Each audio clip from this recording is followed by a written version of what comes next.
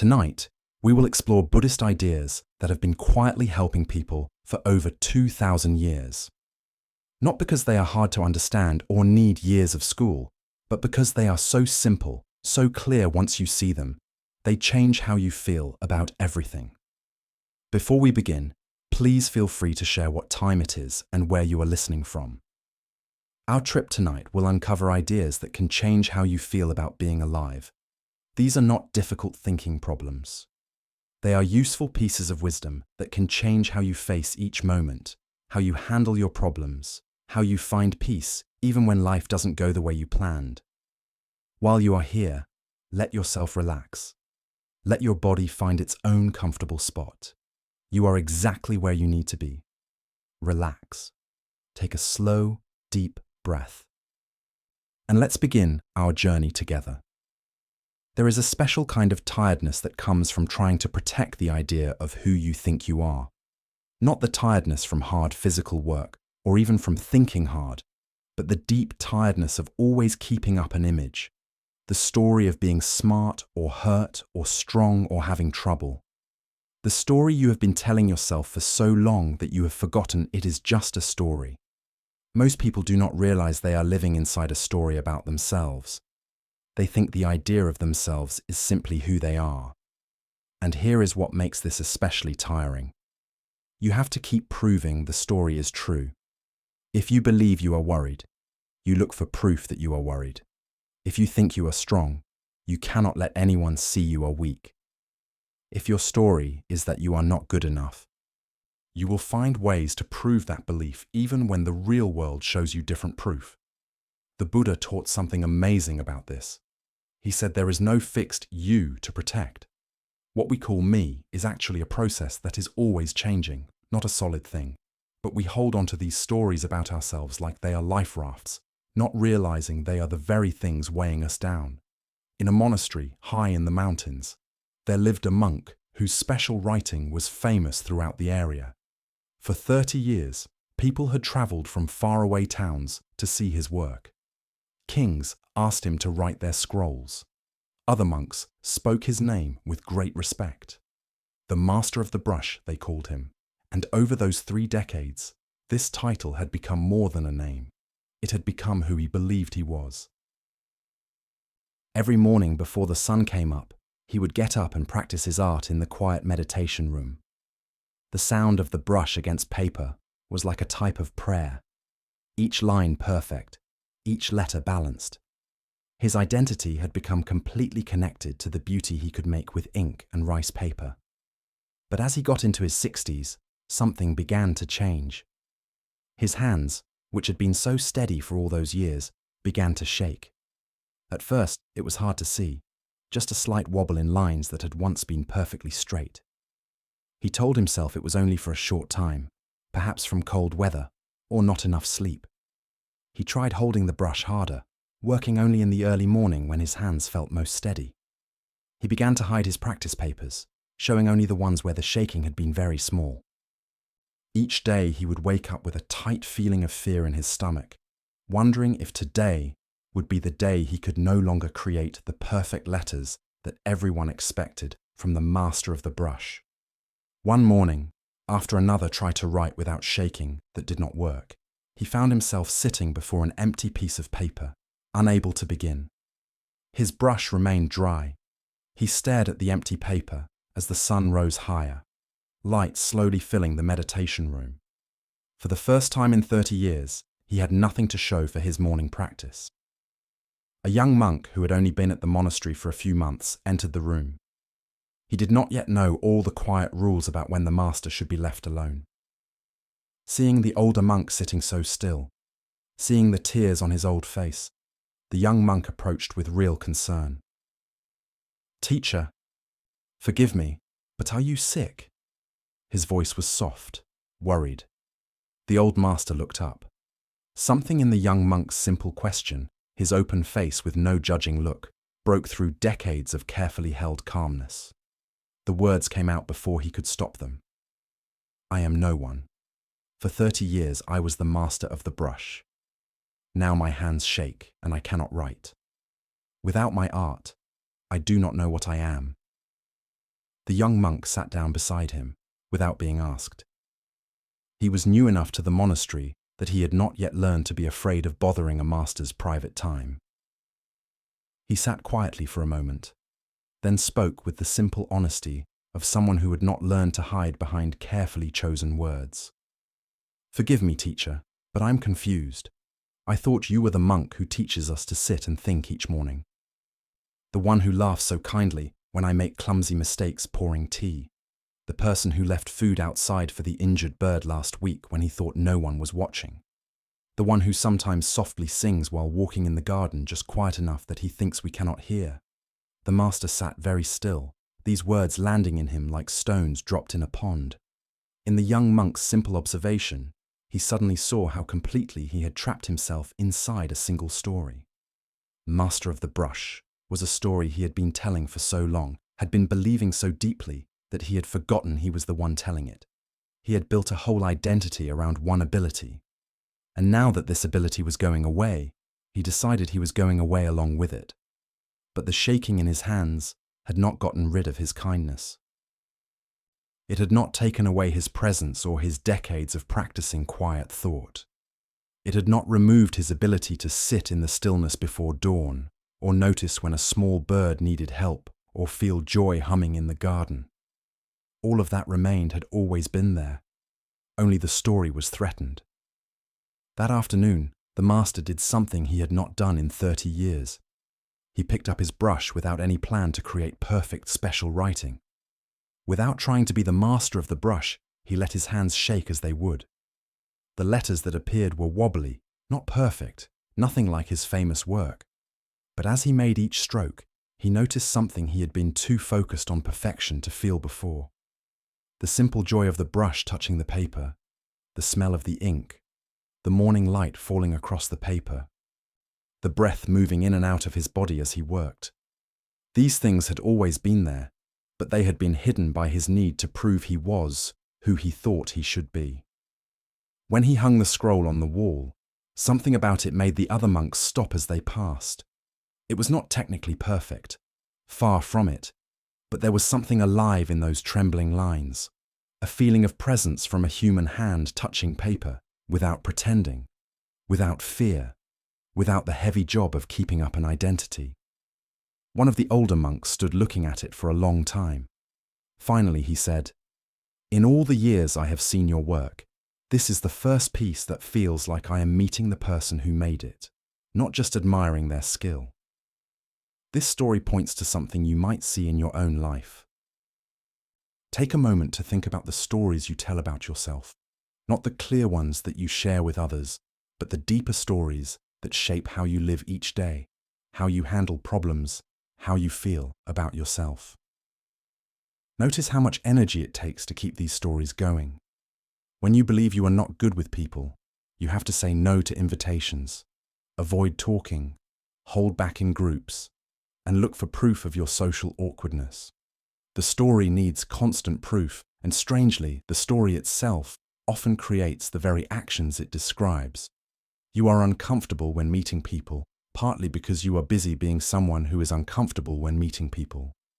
The master in our story learned that his identity as master of the brush was something he was doing, not something he was.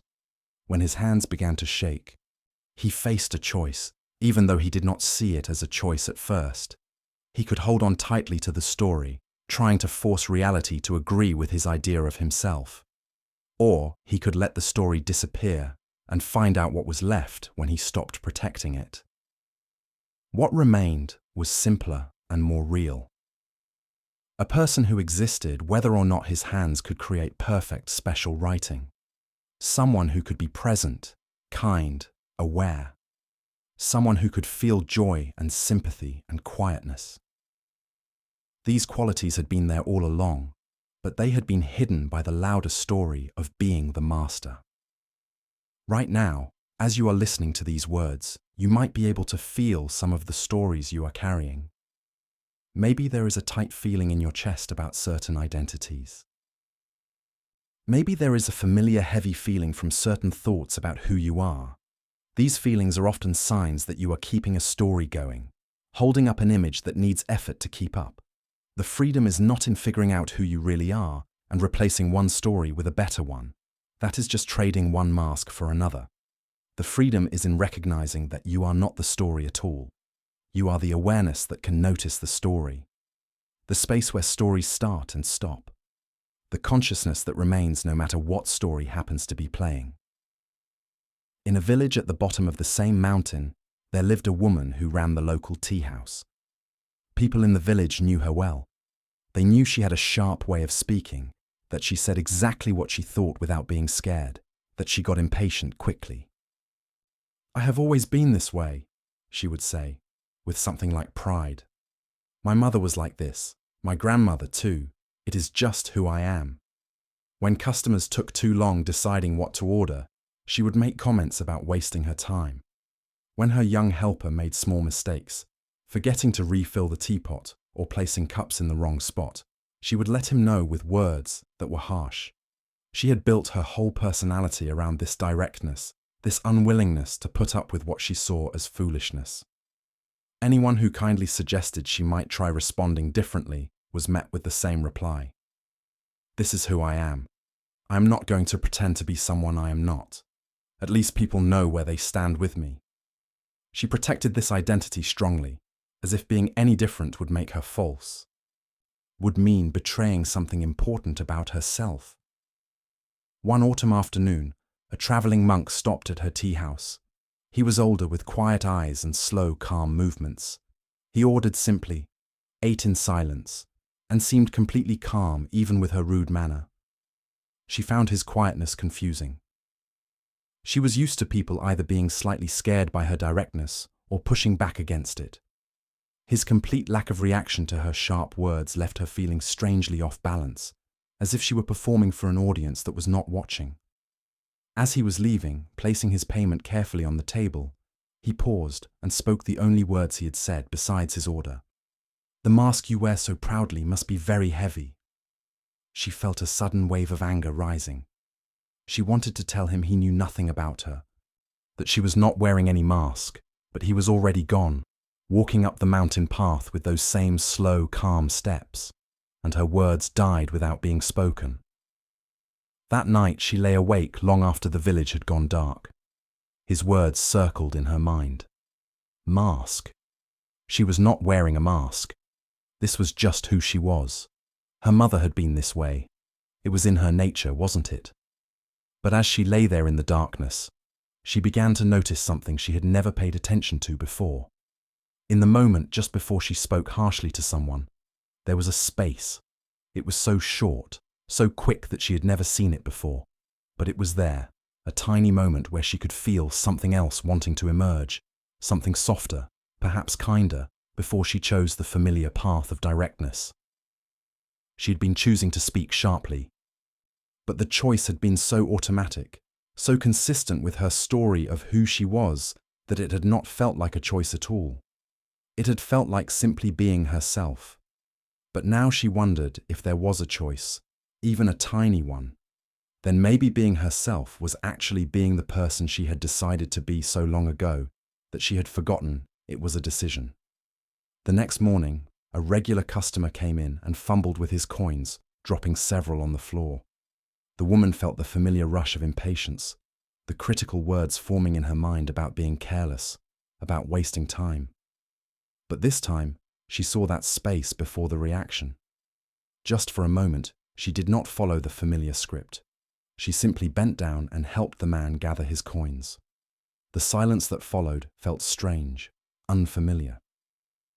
Her young helper looked up with clear surprise. The customer thanked her with real warmth, and the woman felt something unexpected, lighter, as if she had put down a heavy weight she had been carrying so long she had forgotten it was heavy. She did not suddenly become a different person. Over the following weeks, she still felt impatience arise. Sometimes, she still spoke with an edge, falling back into the familiar pattern. But increasingly, she found herself pausing in that brief space before reacting. Not forcing herself to be patient, not pretending to be someone she was not, just not automatically following the script of who she thought she had to be. Her customers began to notice, not all at once, but little by little. The tea house started to feel different, warmer somehow. A few people who had avoided coming too often began to visit more regularly. Her young helper seemed less stressed, made fewer nervous mistakes, and the woman discovered something that both surprised and humbled her. Underneath the story of being sharp, spoken, and impatient, there was someone who actually enjoyed kindness. Someone who enjoyed seeing her customers relaxed and happy. She had just never given that person room to exist because she had been so busy being who she thought she was. When the travelling monk passed through the village again several months later, he stopped at her tea house. She served him tea and stood there for a moment, unsure how to talk about what had shifted, how to thank someone for pointing out something she had not been ready to see. "The mask," he asked gently, that same quietness in his eyes. "Was heavier than I knew," she admitted. "But I do not think I am done figuring out who I am without it." The monk smiled just slightly. "Good. The moment you think you figured it out completely, you have just picked up a new mask. The freedom is not in finding the right story about yourself. It's in not needing to be anyone in particular." This teaching points to something small but very important. The woman in the story was not being fake when she spoke with that sharp edge. Her impatience was real. Her directness was genuine. But she turned away of behaving into an identity. And then she had become trapped in keeping up that identity. "This is just who I am" might be one of the most trapping things we can believe. Because the moment you fully identify with any pattern, you lose the freedom to respond newly to each moment. You are not being authentic. You are being consistent with your story about yourself. And there is a difference. Real authenticity is not about being faithful to some fixed personality. It is about being present enough to respond to what is actually happening, rather than what your story says someone like you should do in this situation. The tea house owner learned that her identity did not require keeping up that sharp edge. It was something she had been choosing over and over for so long that the choosing had become invisible. When she started seeing the space before each reaction, she got back her freedom to respond, rather than to automatically perform her identity. You might begin to notice these spaces in your own life. The moment before you respond in the way you always respond. The instant before you prove once again that you are the kind of person you have always been. In that space, there is freedom. Not the freedom to become someone else, but the freedom to discover that you were never that fixed story to begin with. Your story is not wrong. It is based on real ways you have acted that you have noticed in yourself. But it is not the whole truth, and it is certainly not a truth that lasts forever. The person you think you are today is different from who you were 10 years ago, different from who you will be in another 10 years. The person hearing these words right now is constantly changing with each breath, each thought, each moment of experience. The Buddha's teaching about no self is not that you do not exist. It is that what you are is far more fluid, far more spacious, far less fixed than your story about yourself suggests. You are not a noun. You are more like a verb, not a thing, but a process, not a fixed identity, but an ongoing flow of experience, awareness, change. When you stop protecting your story about yourself, when you stop trying to prove your story is true, a huge amount of energy becomes available. Energy that was being used to keep up your idea of yourself can now flow into actually responding to life as it happens. You become free to meet each moment newly, rather than filtered through your story about who you are. The master learned that his peace did not depend on being able to create perfect special writing. The tea house owner learned that her identity did not require keeping up a sharp mood. And you might learn tonight that you are far freer than your story has been allowing you to be. Not because you have changed who you are, but because you have stopped confusing yourself with the story about who you are. And in that realization, something opens a spaciousness, a lightness, the freedom to simply be present without the tiring job of being someone in particular. As we move deeper into these teachings, you will find that this insight opens doors to everything else. Because once you are not protecting a fixed identity, you become available to wisdom. Once you are not protecting an image, you can be present with what actually is. Once you are not trapped in your story, you can meet life directly, newly, without the filter of who you think you are supposed to be. Your story is not you. And recognizing the difference changes everything. There is a special kind of tiredness that comes from always needing to know, from having to understand everything, explain everything, be certain about everything. We live in a world that treats not being sure as weakness and not knowing as something to be ashamed of. Questions are treated like problems to be solved as quickly as possible. Answers are valued above all else. And in this rush to know, we miss something important. Most of us move through life trying to remove mystery. We want to know how things will turn out, understand why things happened, figure out what everything means. We treat not being sure like an enemy to be beaten rather than a natural part of being alive. And in doing this, we create a special kind of suffering. The suffering of always being slightly ahead of ourselves, always in our heads trying to figure things out, never quite present with what actually is. The Zen tradition speaks of something called don't know mind, not as being dumb or confused, but as a kind of openness that is actually wiser than certainty. When you don't already know the answer, you can actually see what is in front of you. When you are not certain how things should be, you can find out how they actually are. When you stop demanding that life makes sense according to your understanding, you become available to a deeper kind of knowing that does not come from your thinking mind. This is not about becoming uncaring or giving up on learning. It is about recognizing that your need to know, to understand, to have everything figured out is often what keeps you trapped. Sometimes the deepest wisdom is found in staying with the question rather than rushing to an answer. In a temple known for its library of old books, there was a monk who had spent 40 years studying. He had read thousands of religious texts, could say long parts from memory, and was asked for advice by other monks when they found difficult teachings. His knowledge was huge, his understanding seemed deep. Other monks looked at him with something like awe, and he had come to take quiet pride in being someone who understood things, someone who had answers. One spring, a teacher from another province came to visit. She was elderly, walked with a carved wooden stick, and had the kind of presence that made even the loud birds seem to quiet as she passed. The scholarly monk, eager to talk with another learned person, approached her with questions about small points of religious belief he had been thinking about. He explained his ideas carefully, mentioned different texts to support his understanding, showed the depth of his study. He expected she would be impressed that they would have a rich discussion about these complex matters. Instead, she listened with patient attention until he finished, then asked simply, "But have you ever sat with not understanding something? Really sat with it without trying to figure it out?" The monk was confused by the question. Not understanding means I need to study more. The way to wisdom is through learning, through understanding.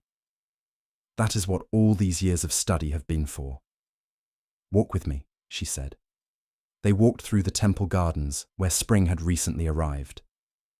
New leaves were opening on the trees, small and bright green. The old teacher stopped before a cherry tree, its branches covered in light pink flowers. She stood there for a long moment, just looking at it. Then she turned to him and asked, "Explain this to me." The monk began readily. Cherry trees bloom in spring because of the warming temperatures and increased daylight which cause certain changes in the plant. The blossoms serve to attract insects for making new seeds. The pink color comes from coloring in the petals. The process is well understood through studying plants. "And stop," she said gently.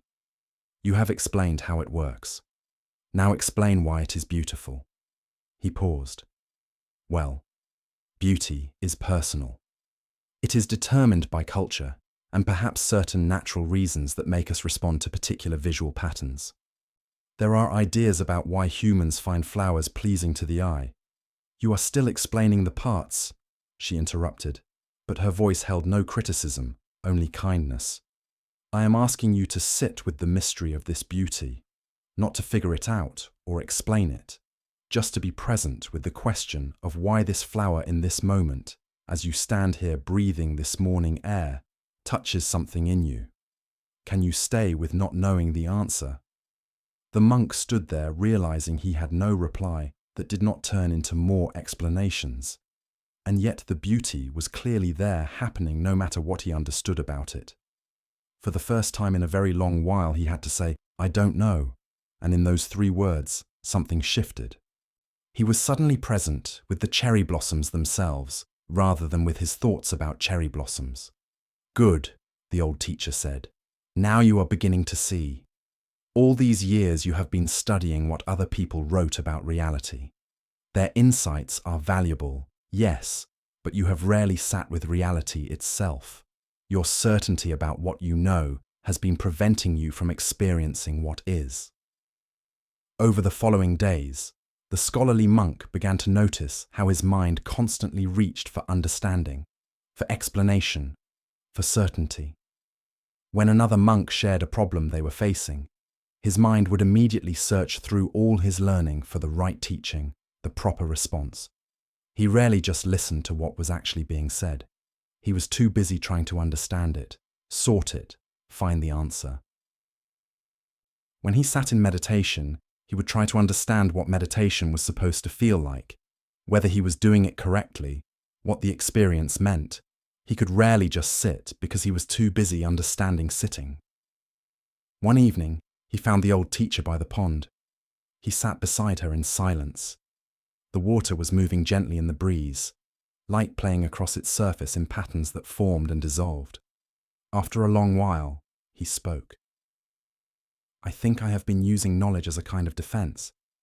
If I understand everything, I do not have to face uncertainty. If I have answers, I do not have to be unprotected by not knowing." She nodded slowly, her eyes still on the water. "And what have you discovered about that uncertainty you have been defending against?"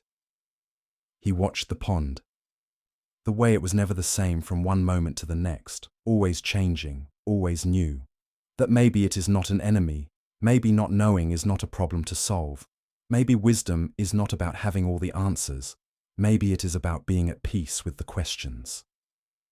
Even the Buddha said that all explanations are incomplete, the teacher said quietly. Words and concepts can point toward truth, but they can never capture it fully. The moment you think you have understood something completely, you have turned living truth into dead knowledge. You have traded the actual flower for your idea about flowers. The scholarly monk continued his studies after the old teacher left. He still read the old texts, still valued learning. But something important had changed. He could say, "I don't know," without feeling like he had failed. He could sit with questions without needing to immediately solve them. He could be present with another person's problem without rushing to fix it with the right teaching. And strangely, by becoming comfortable with not knowing, he became wise in a way that all his knowledge had never achieved. People began coming to him not because he had answers, but because he could sit with them in their questions, because he had learned that sometimes the most helpful thing is not an explanation, but a presence that can hold the mystery alongside you. This story shows something about how we deal with knowledge and understanding. We are taught from childhood that smartness means having answers, that wisdom means knowing what to do, that strength means being certain. Not knowing feels like a kind of failure, an admission of not being good enough. And so we work very hard to always have explanations, to understand everything, to never be caught without an answer. But notice what this costs. Think about your own relationship with not being sure. How does it feel when someone asks you something and you genuinely do not know? When you face a situation and cannot figure out what it means or what to do for most people, not knowing creates a kind of worry. We feel exposed, as if our uncertainty shows something shameful about us. But there is a different possibility. When you can genuinely say, "I don't know," without it feeling like failure, something opens. Your mind stops its frantic search for answers. You become present with what actually is, rather than what you think should be. You are available to discover something new, rather than just proving what you already believe. The scholarly monk in our story had mixed up knowledge with wisdom. He could explain how things work, mention experts, analyze ideas, But all of that understanding was actually keeping him far away from direct experience. He was experiencing his thoughts about cherry blossoms rather than the cherry blossoms themselves. He was so busy knowing about life that he had forgotten how to simply be alive. Real wisdom includes the humility to recognize what cannot be known. Some questions do not have simple answers. Some mysteries are not meant to be solved but lived with. Some things are too complex, too alive, too real to be fully captured by explanations. And sometimes the smartest response to life's depth is simply, I don't know, and I am present with what's actually here. In a village by the sea, there lived a fisherman who was proud of being practical and sensible. He knew the tides, could read the weather, understood which fish were running at which times of year. He dealt with what was real and knowable. I don't waste time on questions that have no answers, he would say. Life is difficult enough without making it more complicated. His young daughter was different. From the time she was small, she would ask questions like, where does the sea end? And why do we have to die? And what makes something important? He would dismiss these questions gently but firmly. Those are children's wonderings. When you are older, you will understand that these questions lead nowhere. Focus on what you can actually know and do. But she did not grow out of it. As she became a young woman, the questions remained, though she learned to keep them to herself. Her father could see them in her eyes sometimes, a searching quality that worried him. She grew quieter, more distant. The questions she could not ask and could not answer seemed to weigh on her. When she was 17, she became ill with a fever that the village healer could not explain or cure. She grew weaker, and the fisherman found himself facing something his practical knowledge could not solve. He sat by her bedside holding her hand, feeling more helpless than he had ever felt in his life. One night, exhausted and frightened, he found himself doing something he had never done before. He spoke to the darkness, to the sea beyond the window, to whatever might be listening. Why? He asked. What is the meaning of this? Why her? All the questions he had spent his life dismissing came pouring out, and he had no answers. His careful understanding of tides and fish and weather meant nothing here. He was completely, utterly lost in not knowing. His daughter stirred and opened her eyes. She saw the tears on his old face. Father, what is wrong? I don't understand any of this, he said, his voice breaking. I don't know why you are ill. I don't know what to do. I have never felt so lost. She squeezed his hand with what little strength she had. For the first time in years, something like peace crossed her face. It's all right not to know, she whispered. I've been living with these questions my whole life. They are not problems to solve. They are just part of being alive. You don't have to understand everything to love me. You don't have to have answers to be here with me. Something in her words reached him in a way nothing else had. He had been so busy trying to have everything figured out that he had missed what was actually important. He treated his daughter's questions as weaknesses when they were actually a kind of wisdom. The wisdom to live with mystery rather than pretending certainty where there was none. She recovered slowly over the following weeks. The fever left as mysteriously as it had come, and the healer had no explanation for why.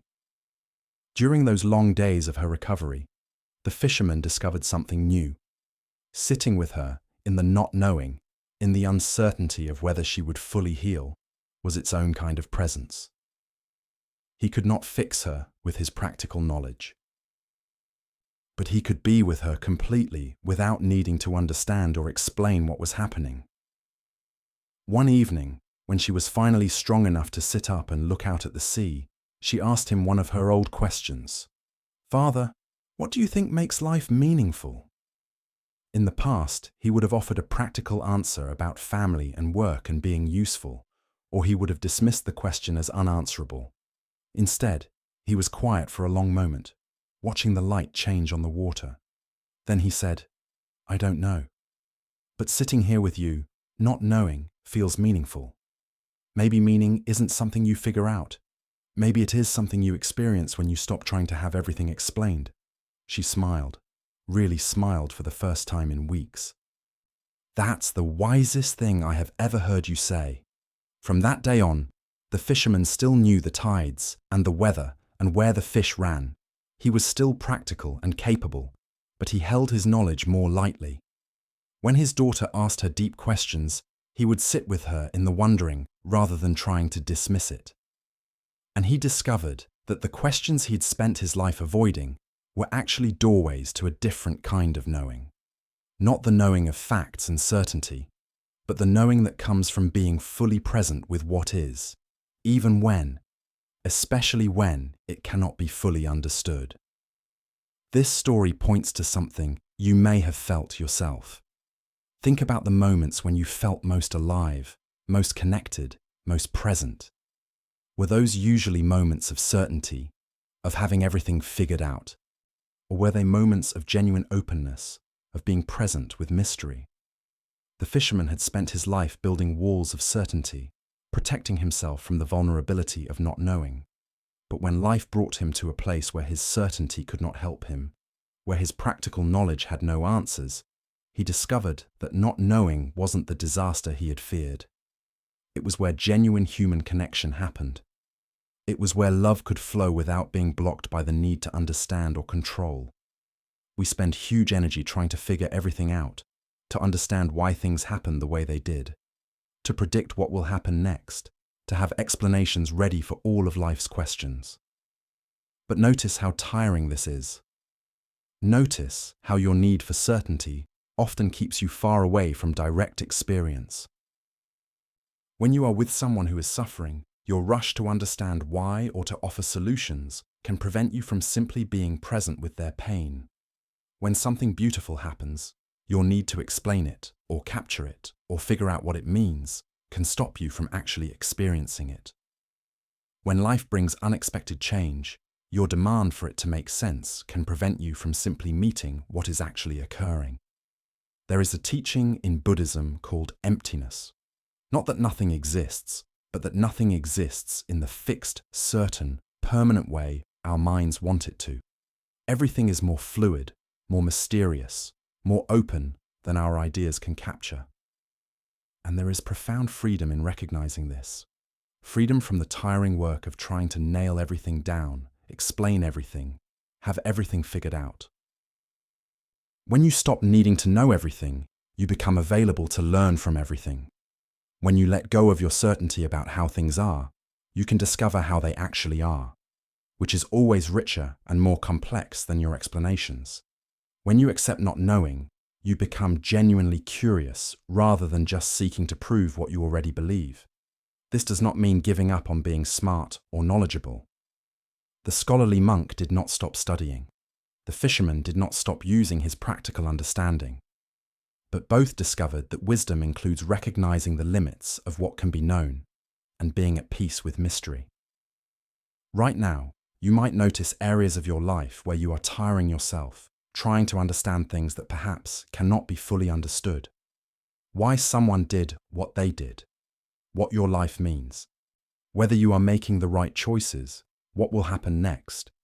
These are not bad questions, but they become a source of suffering when you cannot rest until you have certain answers. Sometimes the most honest, most wise response is simply, "I don't know." And surprisingly, there is peace in that admission. A relaxation that comes from no longer having to defend a position or maintain a certainty. An openness that allows life to show you things you could not discover if you already had all the answers. The gift of not knowing isn't ignorance. It is freedom from the prison of needing to be certain about everything. It is the spaciousness that allows life to meet you newly in each moment, rather than being filtered through your pre-existing understanding. It is the humility that recognizes that reality is always larger, deeper, more mysterious than your thoughts about it.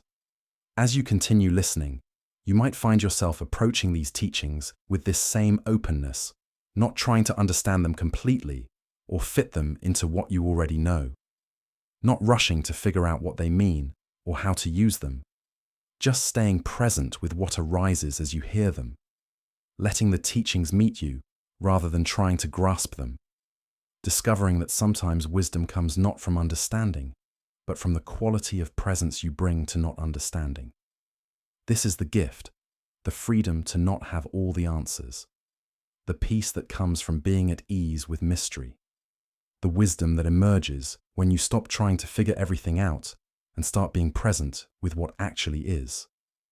There is a teaching in Buddhism about 2 arrows. The first arrow is the pain that life brings: loss, disappointment, illness, difficulty, change. This arrow is unavoidable. It is part of being alive in a world where things do not last, where bodies age, where people leave, where plans fall apart. You cannot live without running into this first arrow. It will find you again and again in small ways and large ones. But then there is the second arrow. This is the one we shoot at ourselves. It is the story we tell about the pain, the meaning we make of it, the shame we feel, the resistance, the why me, the this shouldn't be happening, the comparing ourselves to others who seem to have it easier, the belief that this difficulty says something permanent about us or our lives. This second arrow is where most of our suffering actually comes from. The amazing thing, the life-changing thing, is that we have no choice about the first arrow, but the second arrow is completely optional. You can experience pain without creating a whole world of suffering around it. You can meet difficulty without adding layers of mental worry on top of it. This is not about thinking only happy thoughts or pretending pain does not hurt. It is about recognizing how much extra suffering we create through our relationship with pain. When the first arrow strikes, it hurts. That is real. That is honest. But then our minds get busy. We start asking why this happened to us. We compare our situation to others.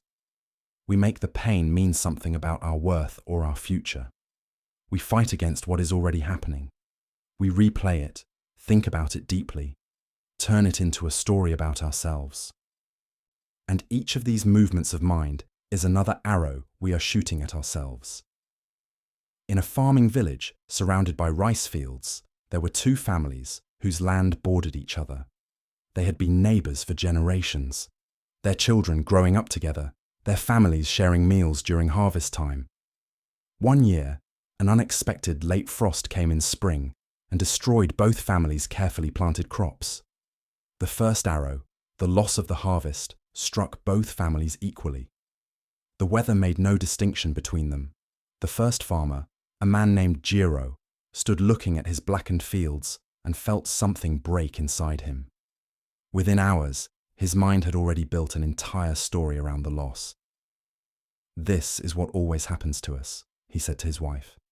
"My father struggled with bad luck, and now we are cursed with the same fate. Nothing good ever lasts for our family. We will never recover from this. Other families have fortune smile on them, but we are the ones who suffer." He stopped going out to tend what remained of his fields. What was the point? Everything he touched seemed to fail anyway. When neighbors stopped by to offer help or share what they had, he turned them away, too ashamed to face them.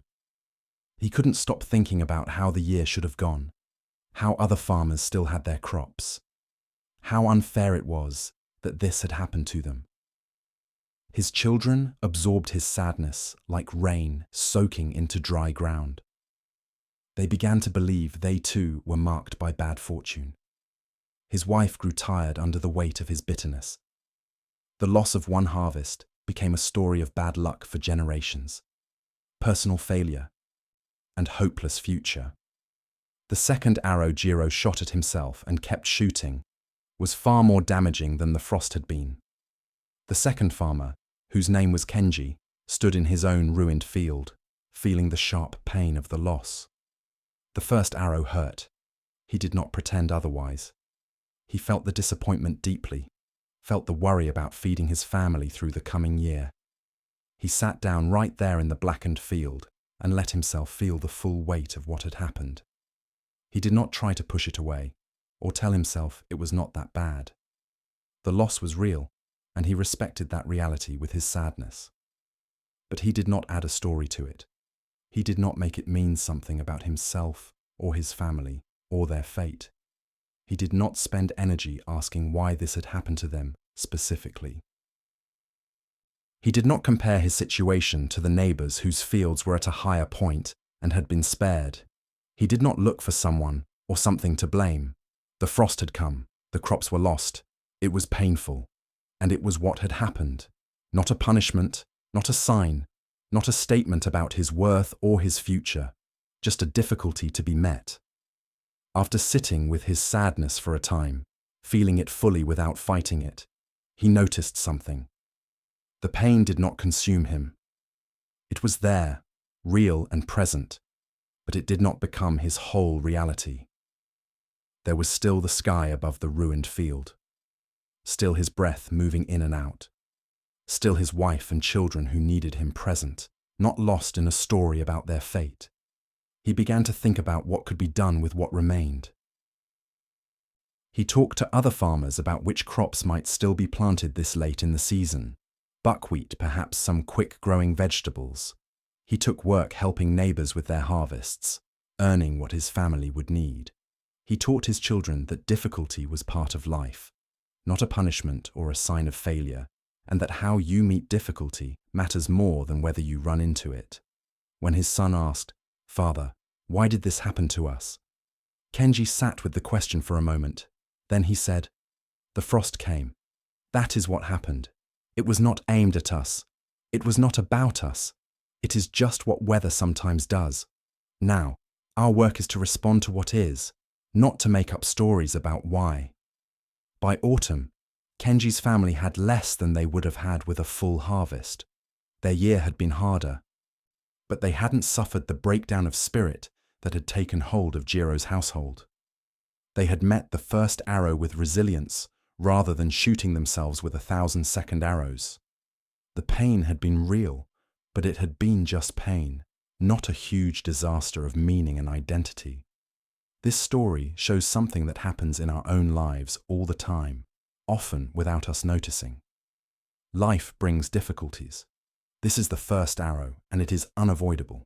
Someone speaks to us harshly. We do not get the opportunity we hoped for. Our body gets ill. A relationship ends. We make a mistake. These things hurt. They are supposed to hurt. Pain is part of being alive and caring about things. But then watch what the mind does. It does not just feel the pain. It creates stories about the pain. And these stories are the second arrow, or really the second, third, fourth, and 100th arrow, because once we start shooting them, we tend to keep going. This always happens to me. That is an arrow. I don't deserve good things. Another arrow. Everyone else has it easier. Arrow. This proves I'm not good enough. Arrow. My life is falling apart. Arrow. I'll never recover from this. Arrow. Notice how different these arrows are from the original pain. The harsh words someone spoke. That was the first arrow and it hurt. But this always happens to me and I am not worthy of respect and I will always be treated this way. These are the second arrows and they can hurt far more than the original wound. Jiro and Kenji faced the exact same difficulty, the same frost, the same loss, the same first arrow. But Jiro increased his suffering by shooting himself repeatedly with second arrows, while Kenji experienced the pain without adding layers of meaning and story on top of it. This is the difference between pain and suffering. Pain is unavoidable. Suffering is what we add to pain through fighting and story. You might notice this pattern in your own life right now. Think about something that has been bothering you, some difficulty you are facing. There is the actual situation. That is the first arrow. But then notice all the thoughts surrounding it, the stories about what it means, the comparisons to how things should be, the fear about what it says about your future, the shame about not handling it better. These are all second arrows. And here is what is amazing. When you stop shooting the second arrows, the first arrow becomes much easier to handle, not because you are denying the pain or pretending everything is fine, but because you are just dealing with what is actually happening instead of dealing with what is happening, plus all your stories about what is happening. In a monastery not far from that same village, there were two young monks who both struggled with meditation. Sitting still was difficult for both of them. Their minds wandered, their bodies ached, their thoughts scattered like leaves in wind. The first arrow, the difficulty of meditation, struck them both equally. The first monk, whose name was Tenzo, would sit in the meditation room fighting with his wandering mind. Every time a thought arose, he would think, "I'm doing this wrong. I'm terrible at meditation. Everyone else can concentrate and I can't. I'll never make progress. What's wrong with me?" He would glance around the hall, seeing other monks sitting perfectly still, and feel a deep shame. After meditation, he would avoid the other monks, certain they could see his failure. He began to dread meditation periods. The physical discomfort of sitting was bad enough, but the mental torment he added to it was worse. He would lie awake at night, worrying about the next day's meditation, practicing his failure before it even happened. The difficulty of meditation, the first arrow, had become hidden under so many second arrows that he could barely feel the original challenge anymore. He was suffering from his story about his meditation far more than from the meditation itself. The second monk, whose name was Echo, also had a wandering mind. His thoughts also scattered. His body also ached during long periods of sitting. But when these things happened, he would simply notice them. "Ah, thinking," he would observe gently when his mind wandered. "Ah, discomfort," when his leg went numb. He did not make these experiences mean anything about his worth as a monk or his progress on the path. He did not compare himself to the others sitting in the hall. He did not know what was happening in their minds. All he knew was what was happening in his own experience, and his work was just to be present with that, whatever it was. Wandering mind. That's what was present. Aching back. That's what was present. Neither good nor bad. Just what was happening in this moment. After several months, their teacher noticed the difference between them. Tenzo looked increasingly stressed, his shoulders tight with effort and worry. Echo seemed more at ease, even though his meditation was not better in any obvious way. One day, the teacher asked them both to stay after the evening sitting. "Tell me about your meditation," he said to Tenzo. "It's terrible, master," Tenzo said, his voice heavy with defeat. "I can't concentrate. My mind wanders constantly. I'm making no progress. I think perhaps I'm not suited for this practice." The teacher turned to Echo. "And yours?" "My mind wanders constantly," Echo said with a slight smile. "Some days more, some days less, but I'm learning to be patient with it." The teacher looked at them both. "You are both describing the same experience, the same wandering mind, but one of you is suffering greatly and the other is at peace. Tenzo, what do you think is the difference?" Tenzo was quiet for a long moment. Then slowly he said, "I think I'm not just experiencing my wandering mind. I'm also experiencing all my thoughts about my wandering mind, all my judgments about it, all my comparisons to others, all my worry about what it means."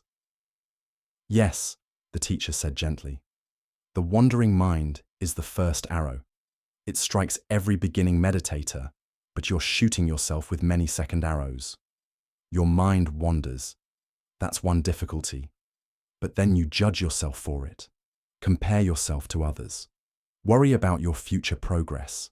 Feel ashamed. These are additional difficulties you're creating." Echo's mind also wanders, but he's not adding all these extra layers of suffering. Tenzo felt something shift as he heard this. All this time, he had thought his problem was that he could not meditate properly. But actually, his problem was all the suffering he was adding to the simple difficulty of meditation. The wandering mind was not the issue. His relationship with the wandering mind was the issue. Over the following weeks, Tenzo began to practice differently.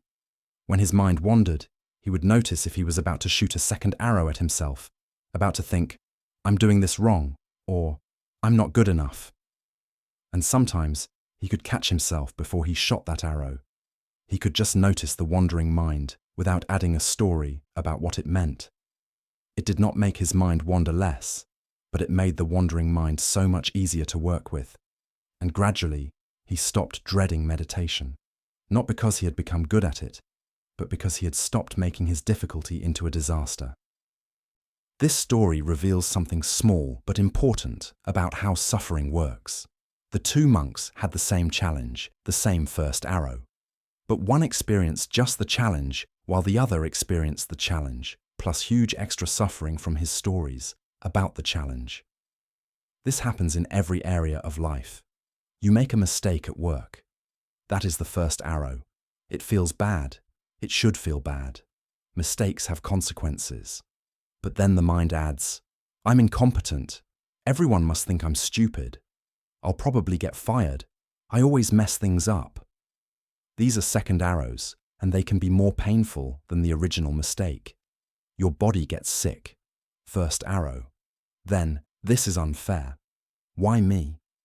I must have done something wrong to deserve this. My body is betraying me. I'll never be healthy again. Second, third, fourth arrows. Someone you care about is upset with you. First arrow, then, I'm a terrible person. I always hurt people. This relationship is doomed. No one will ever really love me. More arrows. The practice, the life-changing practice, is learning to feel the first arrow fully without shooting the second ones. This does not mean you do not feel pain. It means you feel the actual pain without adding all the extra suffering your mind wants to create around it. When you experience difficulty, you can ask yourself, what is the first arrow here? What is the actual situation I am dealing with? And then, what are the second arrows? What stories am I adding? What meanings am I making? What comparisons am I drawing? What fears am I projecting into the future? You will find that the first arrow by itself is often bearable. Difficult, yes. Painful, yes, but bearable. It is the second arrows that make it feel unbearable. It is the stories that turn pain into suffering. Right now, you might be carrying difficulties that feel overwhelming, but if you look closely, you might find that a lot of that overwhelm comes from the stories you are telling about the difficulty rather than from the difficulty itself. The job loss is hard. That is the first arrow. But I'm a failure and I'll never recover is a second arrow. The illness is painful. That is the first arrow. But this is unfair and I must have done something to deserve this is a second arrow. When you stop shooting these second arrows, something amazing happens. You have more energy to actually deal with the difficulty. You are not tiring yourself out with fighting and story. You are present with what is, and from that presence, a wise response becomes possible. This is what the Buddha meant when he taught about the end of suffering, not the end of pain. Pain is part of life, but the end of the suffering we add to pain. The end of the second arrow. And that end is available not by changing your circumstances, but by changing your relationship with your circumstances, by learning to meet the first arrow without shooting the second. As you continue through these teachings, you might notice yourself starting to see the difference between first and second arrows in your own experience. This noticing itself is the beginning of freedom. Not freedom from difficulty, but freedom within difficulty. The freedom to experience life's unavoidable pains without increasing them into suffering. There is a kind of wisdom that our culture rarely talks about. We are taught to value action, being decisive, doing something, making things happen. When we see a problem, we are supposed to fix it. When someone is upset, we are supposed to make them feel better. When there is silence, we are supposed to fill it. When something is not working, we are supposed to do more, try harder, push through. But there is another kind of wisdom that the Zen tradition deeply respects.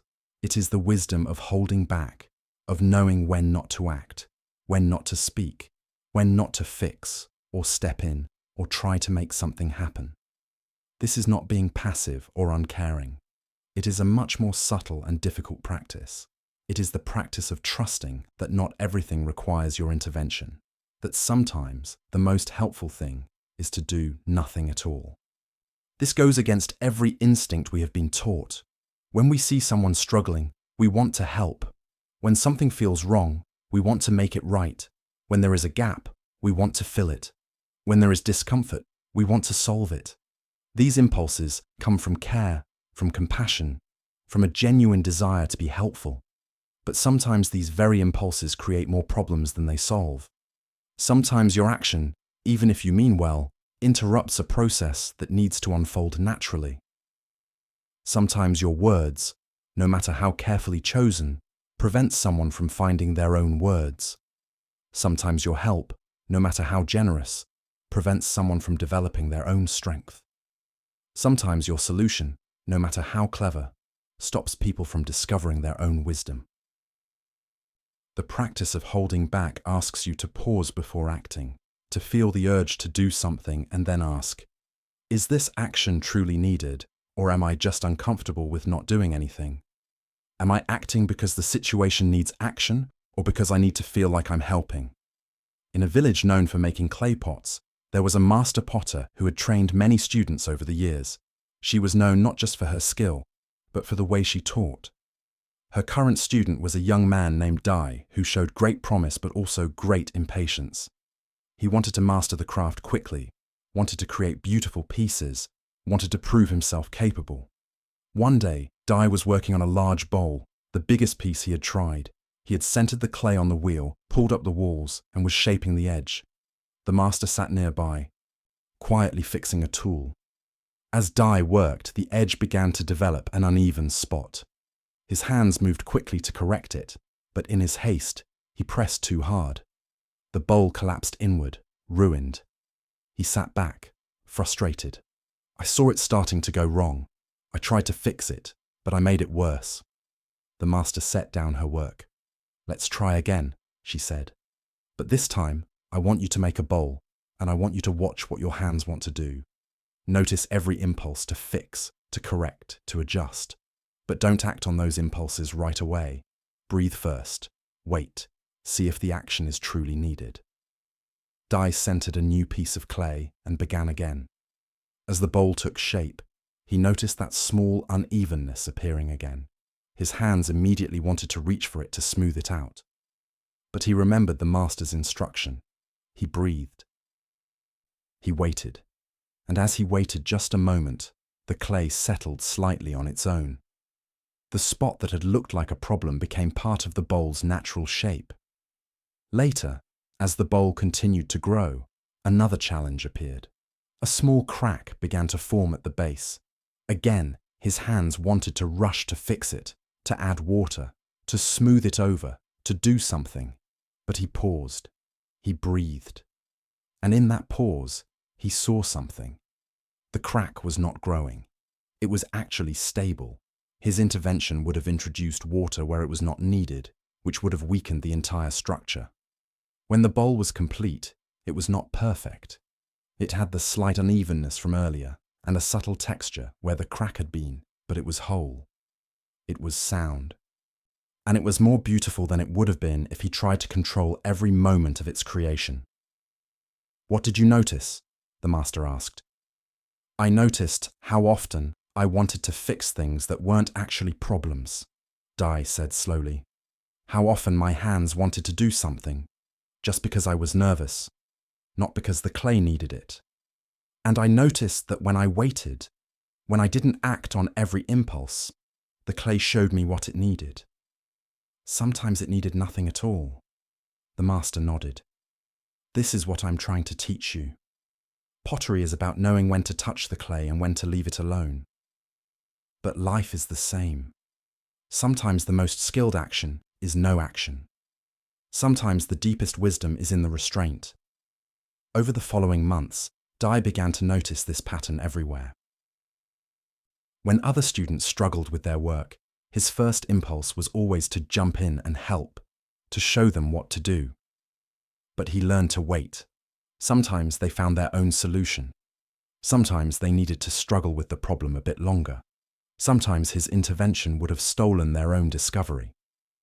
When the master seemed troubled by something, he would feel the urge to ask what was wrong, to try to fix it. But he learned that sometimes people need space to sit with their own thoughts. Sometimes silence is more respectful than questions. Sometimes being present without trying to solve anything is the greatest kindness. One day, a customer came to the studio upset about a piece she had ordered.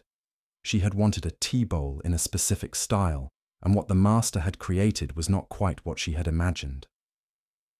She was expressing her disappointment with increasing anger. Dai felt the strong urge to defend the master's work, to explain why it was actually better than what the customer had asked for to fix the situation with words. But he watched the master, and the master simply listened. She did not defend. She did not explain.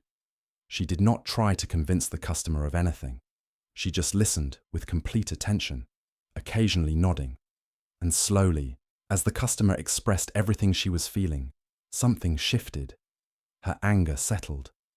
And then she looked at the bowl again, really looked at it without her expectations blocking her vision, and she saw its beauty, which had been there all along, waiting to be noticed. "I think it's actually quite lovely," the customer said quietly. "I was so attached to what I thought I wanted that I couldn't see what was actually here. I'm sorry for getting upset." After she left, Dai said to the master, "I wanted to say so many things, but you said nothing." "I said nothing because nothing needed to be said," the master replied. "She needed space to move through her disappointment. My words would have interrupted that process." Sometimes the most helpful thing you can offer someone is your patient silence while they find their own way through. This story points to something you might recognize in your own life.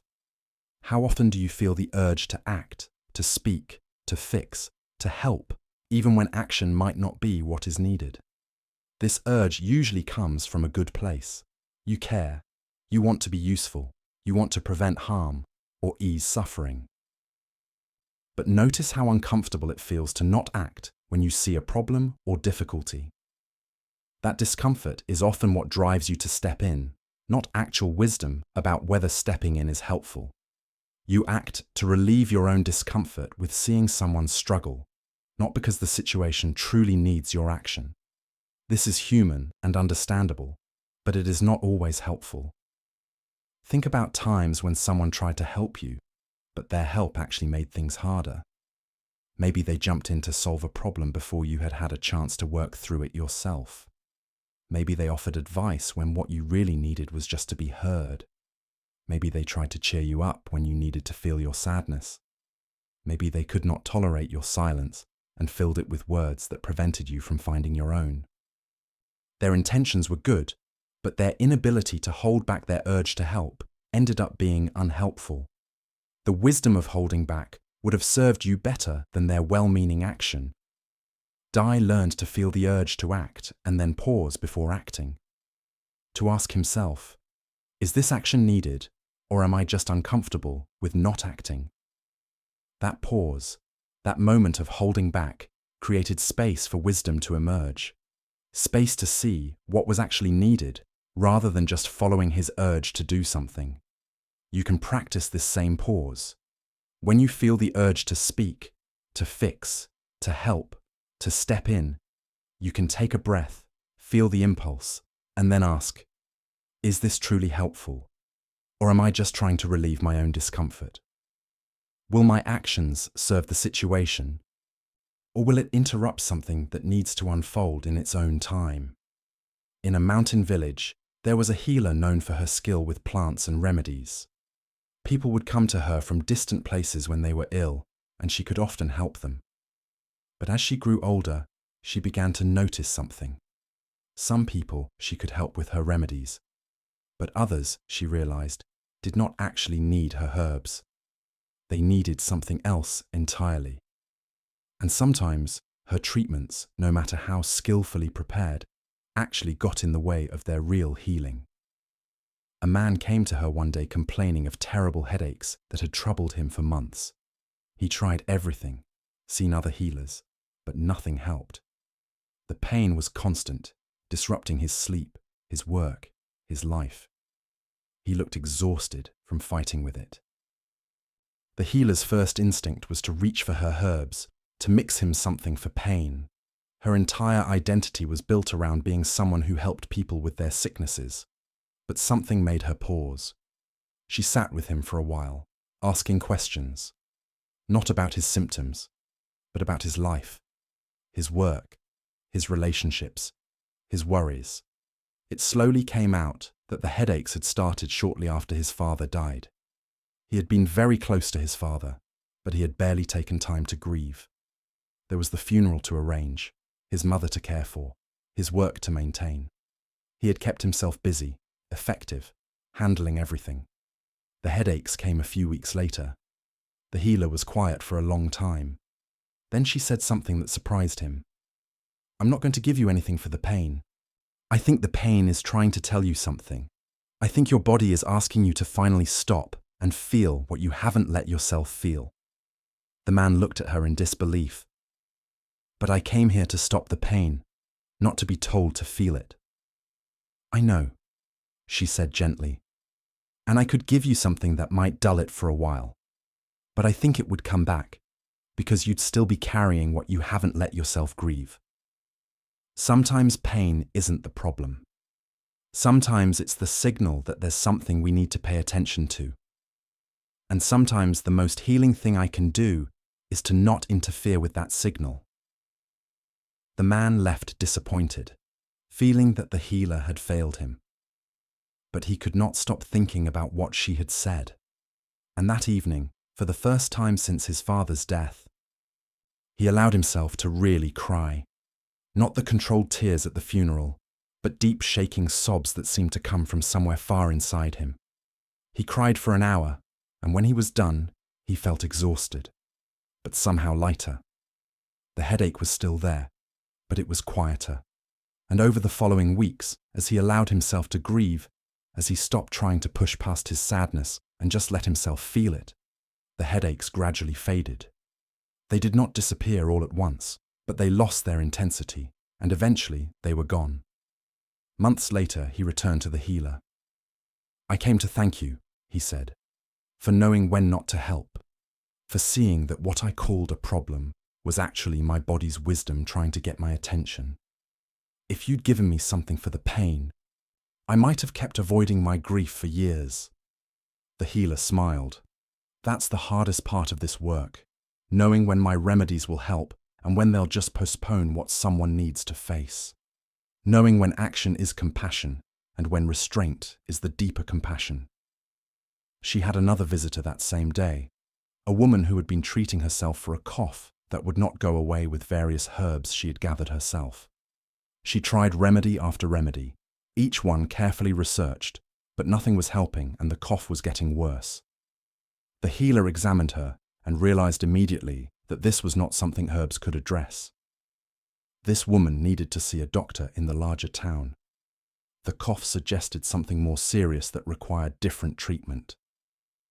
"You need to stop treating yourself," the healer said firmly. "This is beyond what my herbs can do. You need to travel to the doctor this week, not later." The woman protested. She did not want to make the journey. She did not want to face the possibility that something was seriously wrong. But the healer insisted, giving her specific instructions about where to go and what to say. Later, a younger healer who had been observing asked, "How do you know when to tell someone you can't help them, and when to tell someone they must get help? Earlier, you sent that man away without treatment. Now, you are insisting this woman seek treatment elsewhere." The old healer thought for a moment. The man didn't need treatment. He needed to stop avoiding his grief. My intervention would have given him another way to avoid it, but this woman needs help I can't provide. My restraint would be dangerous for her. Wisdom isn't always about doing nothing or always about doing something. It's about knowing which is truly helpful in each situation. "But how do you know?" the younger healer asked. "By being willing to be wrong. By being willing to sit with uncertainty. By not rushing to act just because I feel the pressure to do something. When I pause, when I really listen, when I'm not attached to being the one who fixes things, the right action usually becomes clear. Sometimes it's to act. Sometimes it's to refrain from acting. but the pause is always needed first. This story reveals another layer of the wisdom of holding back. It is not a rule that says never help or always hold back. It is a discerning that can only come from pausing before acting, from being willing to feel the uncertainty of not knowing immediately what to do. The healer had to learn to tell the difference between pain that needed treatment and pain that was actually trying to guide someone toward healing. She had to distinguish between when her remedies would help and when they would just delay what someone needed to face. This required her to not automatically reach for her herbs just because that is what she knew how to do. How often do you offer your herbs, your solutions, your advice, your help? Not because it is what is truly needed, but because it is what you know how to offer. Because it makes you feel capable and helpful, because you are uncomfortable just witnessing someone struggle without fixing it. The wisdom of holding back asks you to get comfortable with that discomfort, to be able to sit with someone's difficulty without rushing to resolve it, to trust that sometimes people need to find their own way through, and your intervention, even if you mean well, would steal that discovery from them. This does not mean you should never help. The healer helped the woman by insisting she see the doctor. Sometimes action is exactly what is needed. Sometimes holding back would be wrong. The wisdom is in knowing the difference, and that knowing comes from pausing long enough to feel into what is actually needed, rather than just reacting to your impulse to do something. You might notice this in conversations. Someone shares a difficulty, and you immediately feel the urge to offer advice, to fix it, to make it better. But what if you paused? What if you just listened? What if you trusted that sometimes people do not need solutions, they need to be heard?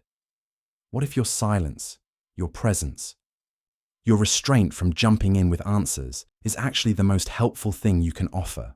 Or in situations where someone is upset, your urge might be to try to calm them down, to convince them they should not feel that way, to distract them from their emotion. But what if the most compassionate thing is to let them feel what they feel, to not interfere with their emotional process, to trust that feelings, when allowed to move through naturally, have their own wisdom? The wisdom of holding back does not mean you become passive or uncaring. It means you become more truly responsive. You respond to what is actually needed, rather than to your own discomfort with not acting.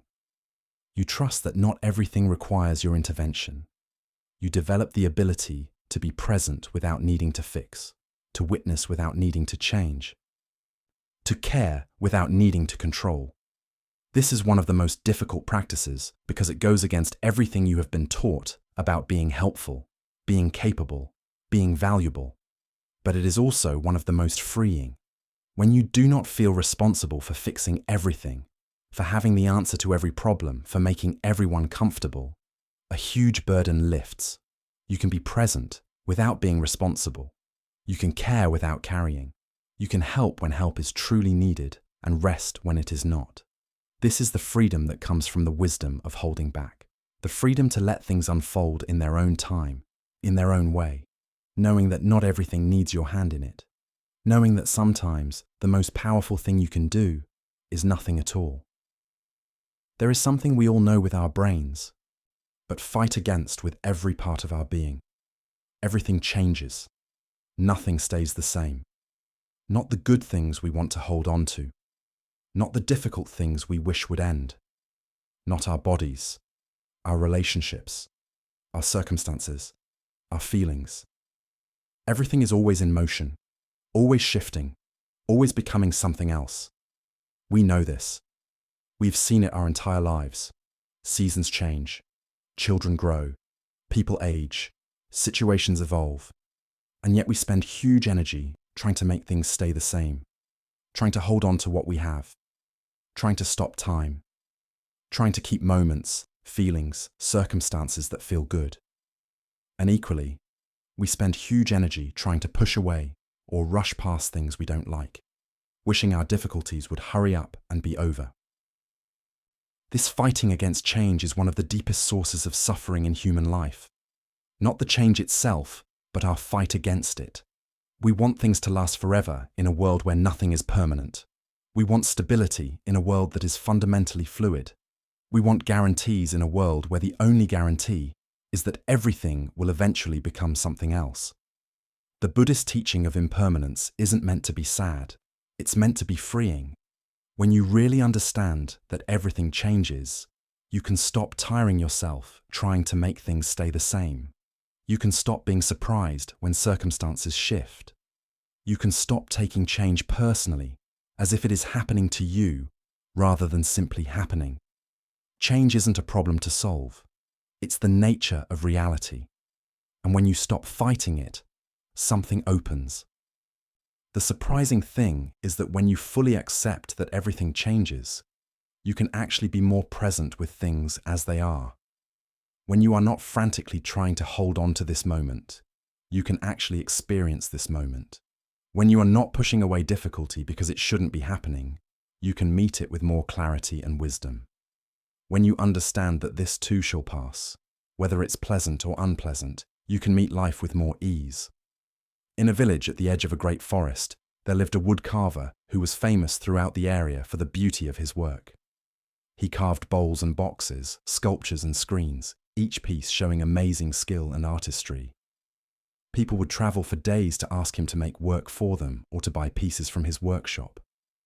He had an apprentice, a young woman named Hana, who had been studying with him for 3 years. She had learned the basic techniques well and was beginning to develop her own style. The woodcarver was pleased with her progress and had even begun to let her work on pieces that would be sold, not just practice pieces.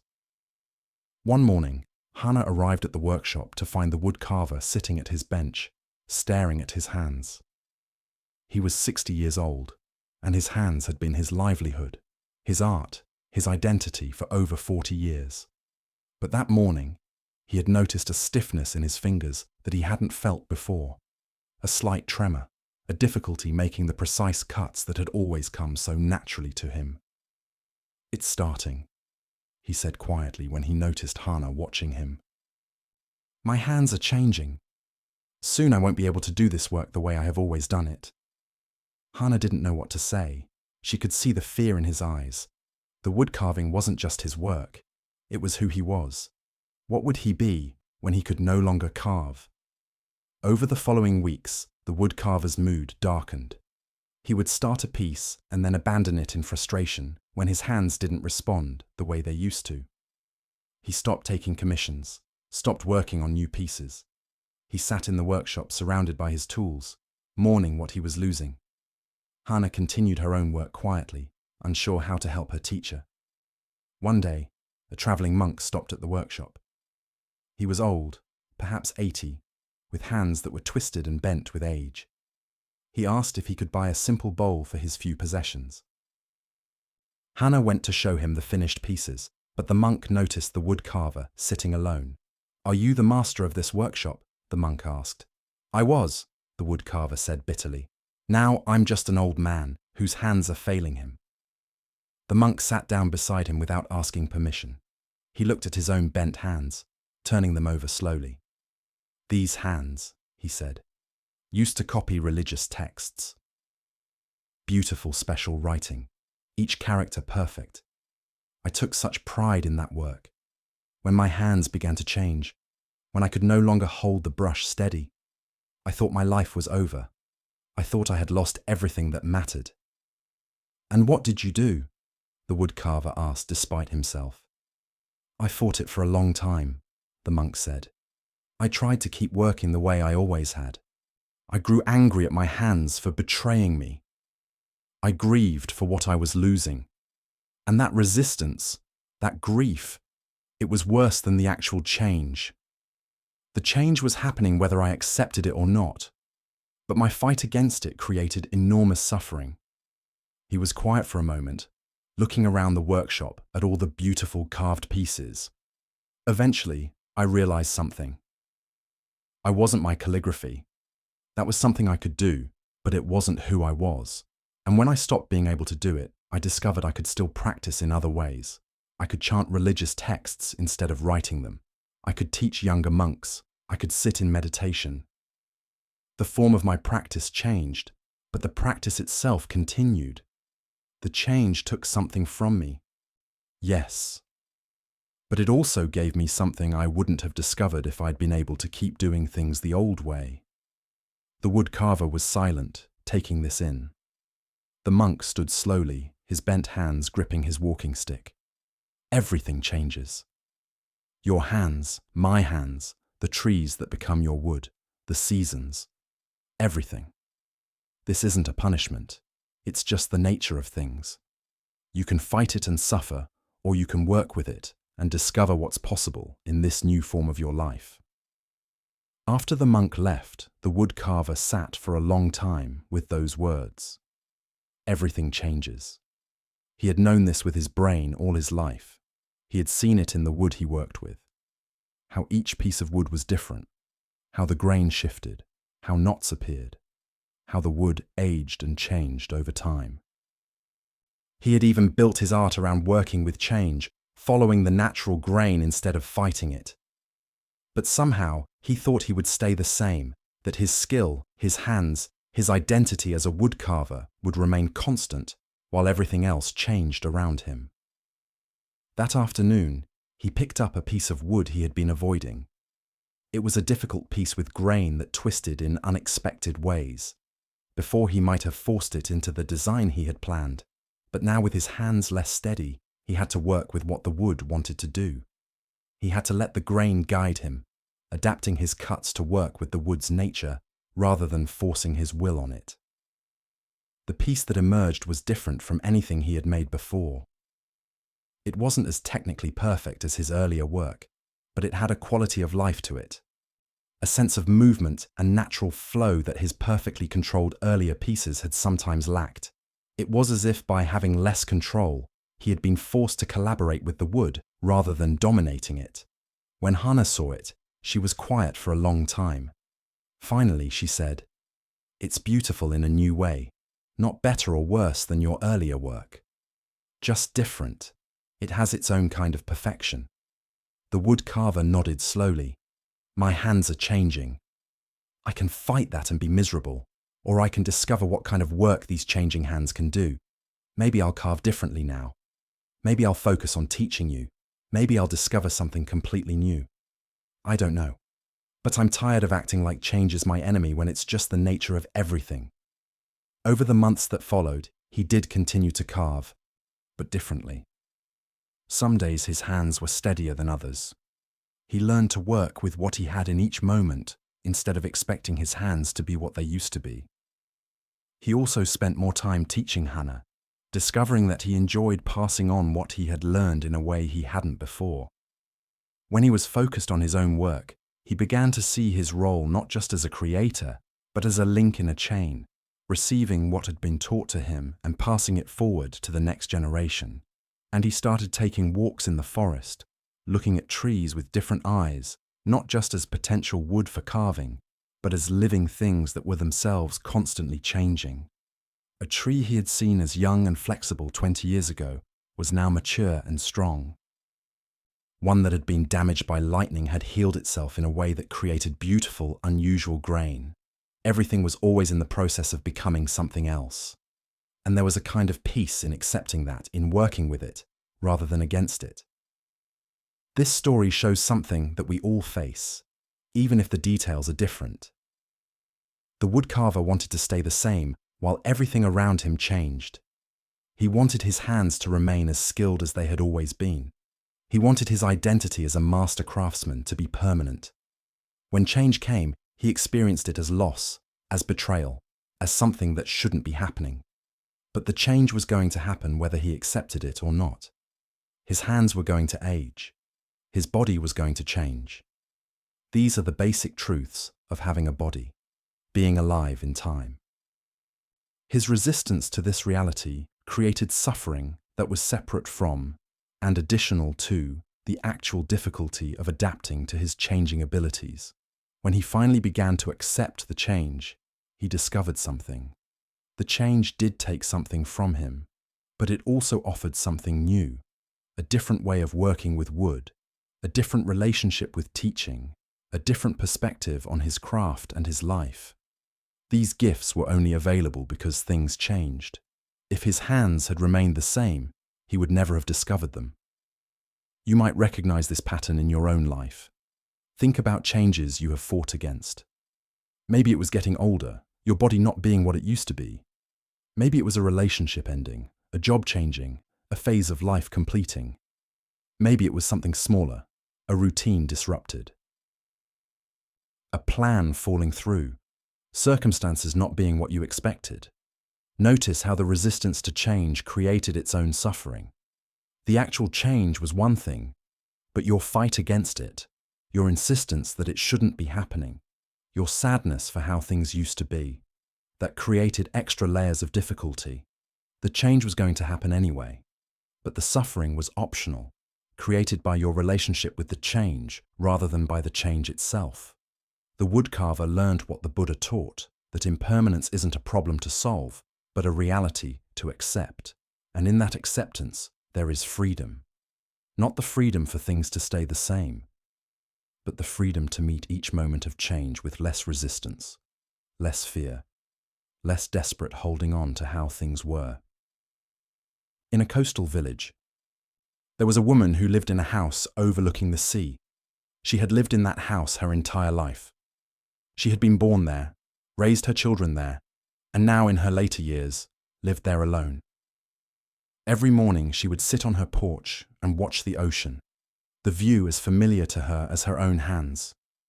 She knew every rock along the shore, every tree on the hillside, every color the water turned at different times of day. One autumn, a great storm came. It lasted 3 days, with winds so fierce that everyone had to shelter inside away from windows. When it finally passed and the woman ventured outside, she found that the landscape had changed. The storm had shifted the beach. Rocks she had known for decades were gone, moved or buried by sand. A large tree that had been a landmark on the hillside had fallen. Even the shape of the shoreline looked different. She stood on her porch looking at this transformed view and felt a profound sense of loss. This place had been constant in her life through every other change. Her parents dying, her children growing and leaving, her husband passing away. Through all of that, this view had remained the same, had been her anchor, her one stable thing. And now even this was different. She found herself becoming angry at the storm for changing what shouldn't have changed, angry at nature for not respecting what mattered to her. She stopped sitting on the porch. The view made her too sad, reminded her too much of what was gone. Her daughter came to visit a few weeks later and found her mother withdrawn, spending her days inside. "The storm changed everything," her mother said. "It took away the place I knew, took away my memories. Nothing is the same." Her daughter was quiet for a moment, then said, "Come with me."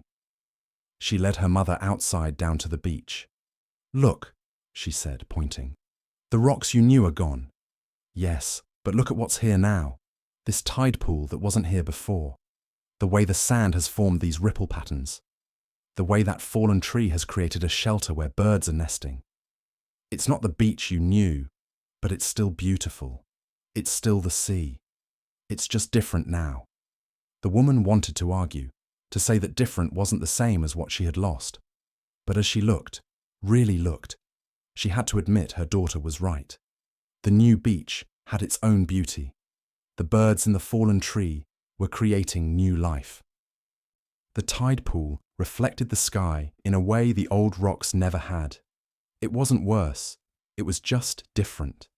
"I've been so focused on what's gone that I haven't even looked at what's here," she said quietly. Over the following weeks, she began to walk the beach again, getting to know this new version of the place she had lived her whole life. She discovered things she had never noticed before because they had never been there before. She watched the birds in the fallen tree, saw how the new tide pool became home to small creatures. She learned the new shape of the shoreline, where the sand was soft now, where new rocks had settled. One morning, sitting on her porch with her tea, she realized something. The beach she had loved so much, the one that had seemed so permanent, so unchanging, had actually never been permanent at all. It had been slowly changing all along, year by year, tide by tide, storm by storm. She had just been too close to it, too familiar with it to notice the gradual changes. This big storm had just made visible what was always true. Everything is always changing, always becoming something new. And if she thought back honestly, the beach of her childhood wasn't the same as the beach of her middle age. Trees had grown, some had died. The shoreline had shifted over decades, paths had formed and worn away. She just moved through those changes naturally, not fighting them because they happened gradually enough that she adapted without noticing. It was only when change happened quickly that she resisted, not because quick change was worse than slow change, but because quick change made it impossible to pretend that things were permanent. It forced her to face directly what was always true. Nothing stays the same. Not beaches, not bodies, not relationships, not anything. That evening, her daughter called to check on her. "How are you doing with the new beach?" she asked. "I'm learning to love it," the woman said. "Not instead of the old beach, but alongside it. They're both part of this place's story, both part of my story. And I'm realizing that my resistance to the change was causing me more pain than the change itself. The old beach is gone. I can grieve that. But I can also be here with what is instead of living in what was." She paused, looking out at the water. "And I'm noticing something else. I spent so much of my life thinking this place was my anchor because it never changed. But actually, maybe the real anchor was never the place itself. Maybe it was my ability to be present with whatever the place was becoming. That's something that doesn't change even when everything else does." This story reveals something small but important about our relationship with change. The woman wanted things to last forever so badly that she had convinced herself she had it. She had taken something that was constantly changing, a beach, constantly reshaped by wind and water and time, and decided it was stable, unchanging, permanent. When dramatic change forced her to see the truth, she felt betrayed. But the betrayal wasn't real. The beach hadn't promised to stay the same. She had assumed it would because she needed it to. And that assumption, that demand for permanence, is what created her suffering, when change became undeniable. How often do you do this? You look at something, a relationship, a job, a phase of life, even your own body, and you unconsciously treat it as permanent. You don't think to yourself, "This will change." You just assume deep down that it will stay more or less the same. And then when it changes, you feel shocked, betrayed, as if something that should have stayed stable has failed you. But nothing ever promised to stay stable. Your assumption of permanence was just that, an assumption. Reality has been impermanent all along. Change has been happening continuously in every moment. You've just been selectively noticing it. We tend to notice change when it's dramatic or when it takes away something we valued. But we miss all the subtle, constant change that's always occurring. Cells in your body are dying and being replaced continuously. Your thoughts and feelings are arising and passing moment by moment. Relationships are evolving day by day. Everything is in motion always. The Buddhist teaching of impermanence invites you to stop pretending things are permanent and start meeting reality as it actually is. Fluid, dynamic, constantly becoming. This doesn't mean you can't love things or value them or commit to them. It means you hold them with open hands rather than clenched fists. You enjoy them while they're here, without demanding they stay forever.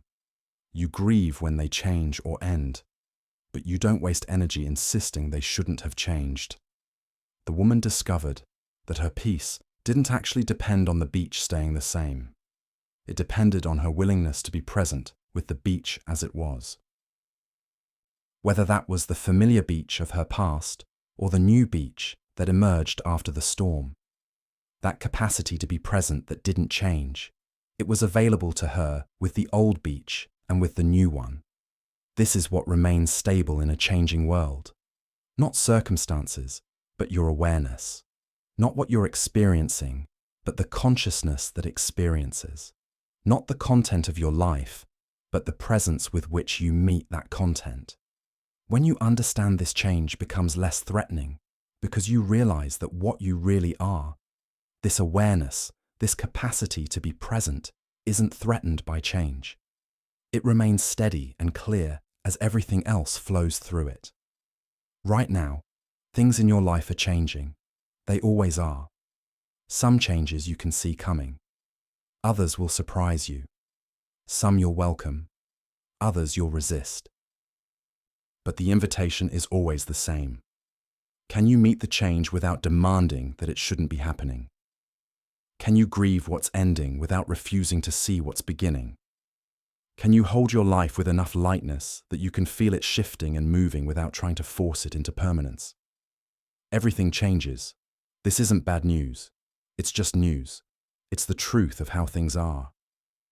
And when you stop fighting it, when you stop tiring yourself trying to make things stay the same, you discover a different kind of stability. Not the false stability of unchanging circumstances, but the real stability of a mind that can meet whatever arises with presence and wisdom. This is the peace that impermanence offers when you stop resisting it and start working with it instead. There's a common misunderstanding about spiritual practice. Many people think it's something separate from ordinary life, that you need special conditions, a quiet room, a meditation cushion, a certain amount of time, the right atmosphere. That practice happens when you sit cross-legged with your eyes closed, and the rest of life is just the rest of life, waiting until you can get back to your real practice. But this separation is fake. It's not how becoming aware actually works. The truth that Zen has been pointing to for centuries is that every single moment is practice. Washing dishes is practice. Talking to your difficult coworker is practice. Sitting in traffic is practice. Feeling frustrated, tired, or uncertain. All practice. There is no moment that isn't an opportunity to wake up, to be present, to respond with wisdom rather than habit. This doesn't mean you should be trying to be spiritual all the time, turning every activity into some kind of self-improvement project. That would just be another form of exhaustion, another way of never being good enough.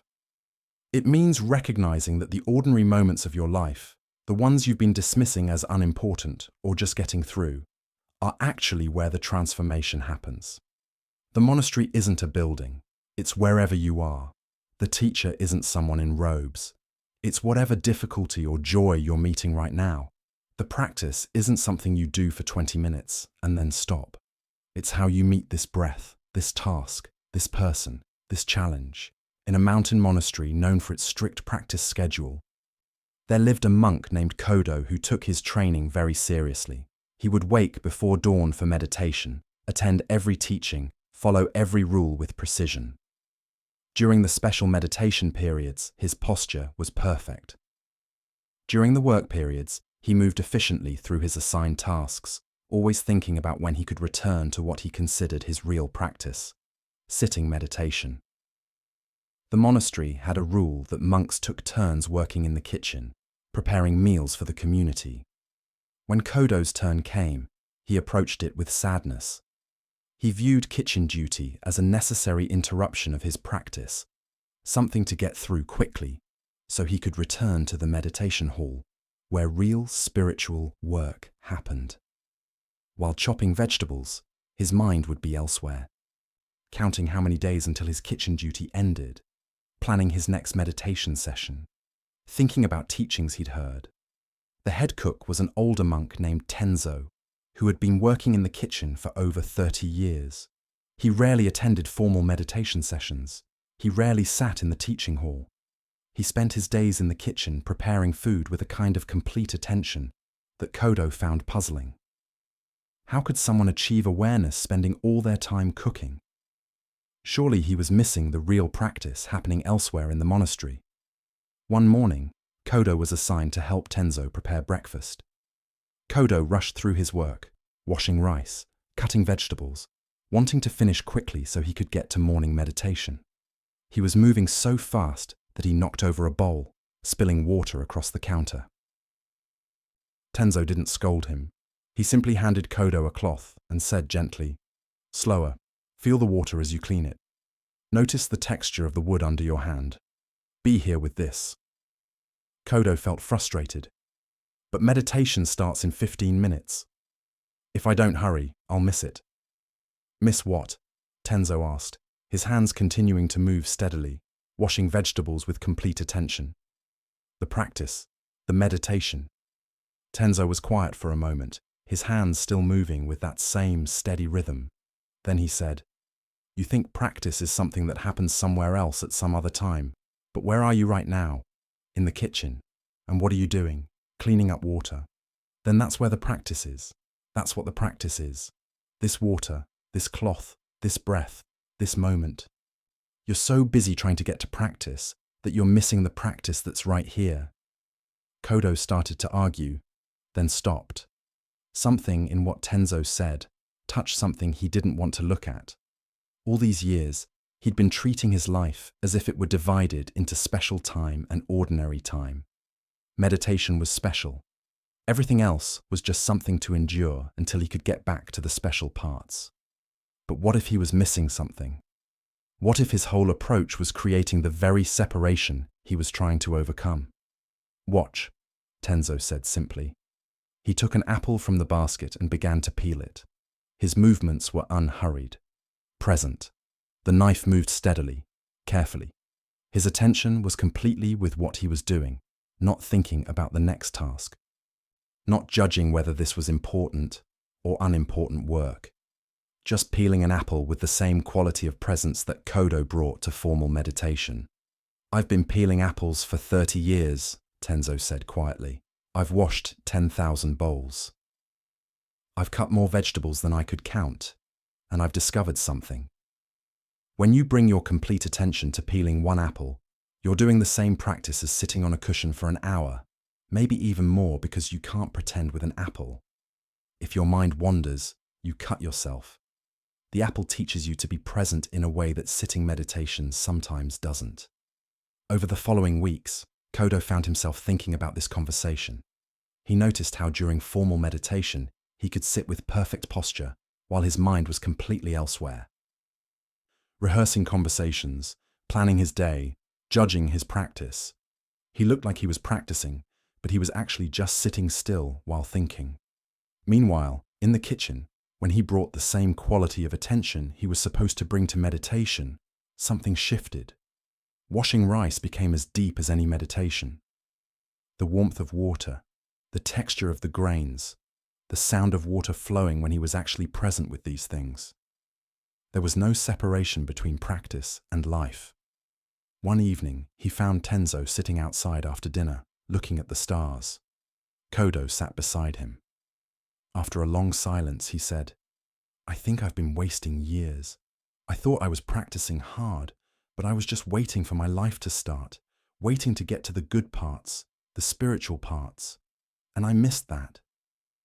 It's all the spiritual parts. It's all practice." Tenzo smiled slightly. "You haven't wasted anything. You had to believe practice was somewhere else before you could discover it's everywhere. Many people spend their whole lives in monasteries without learning what you're learning now. They sit in meditation thinking about kitchen duty. Then they do kitchen duty thinking about meditation. They're never where they are. You're starting to see through that." "But how do you do it?" Kodo asked. "How do you bring that same attention to everything? Don't you ever just want to get through something boring so you can do something meaningful?" "Everything is boring if you're not present with it," Tenzo said.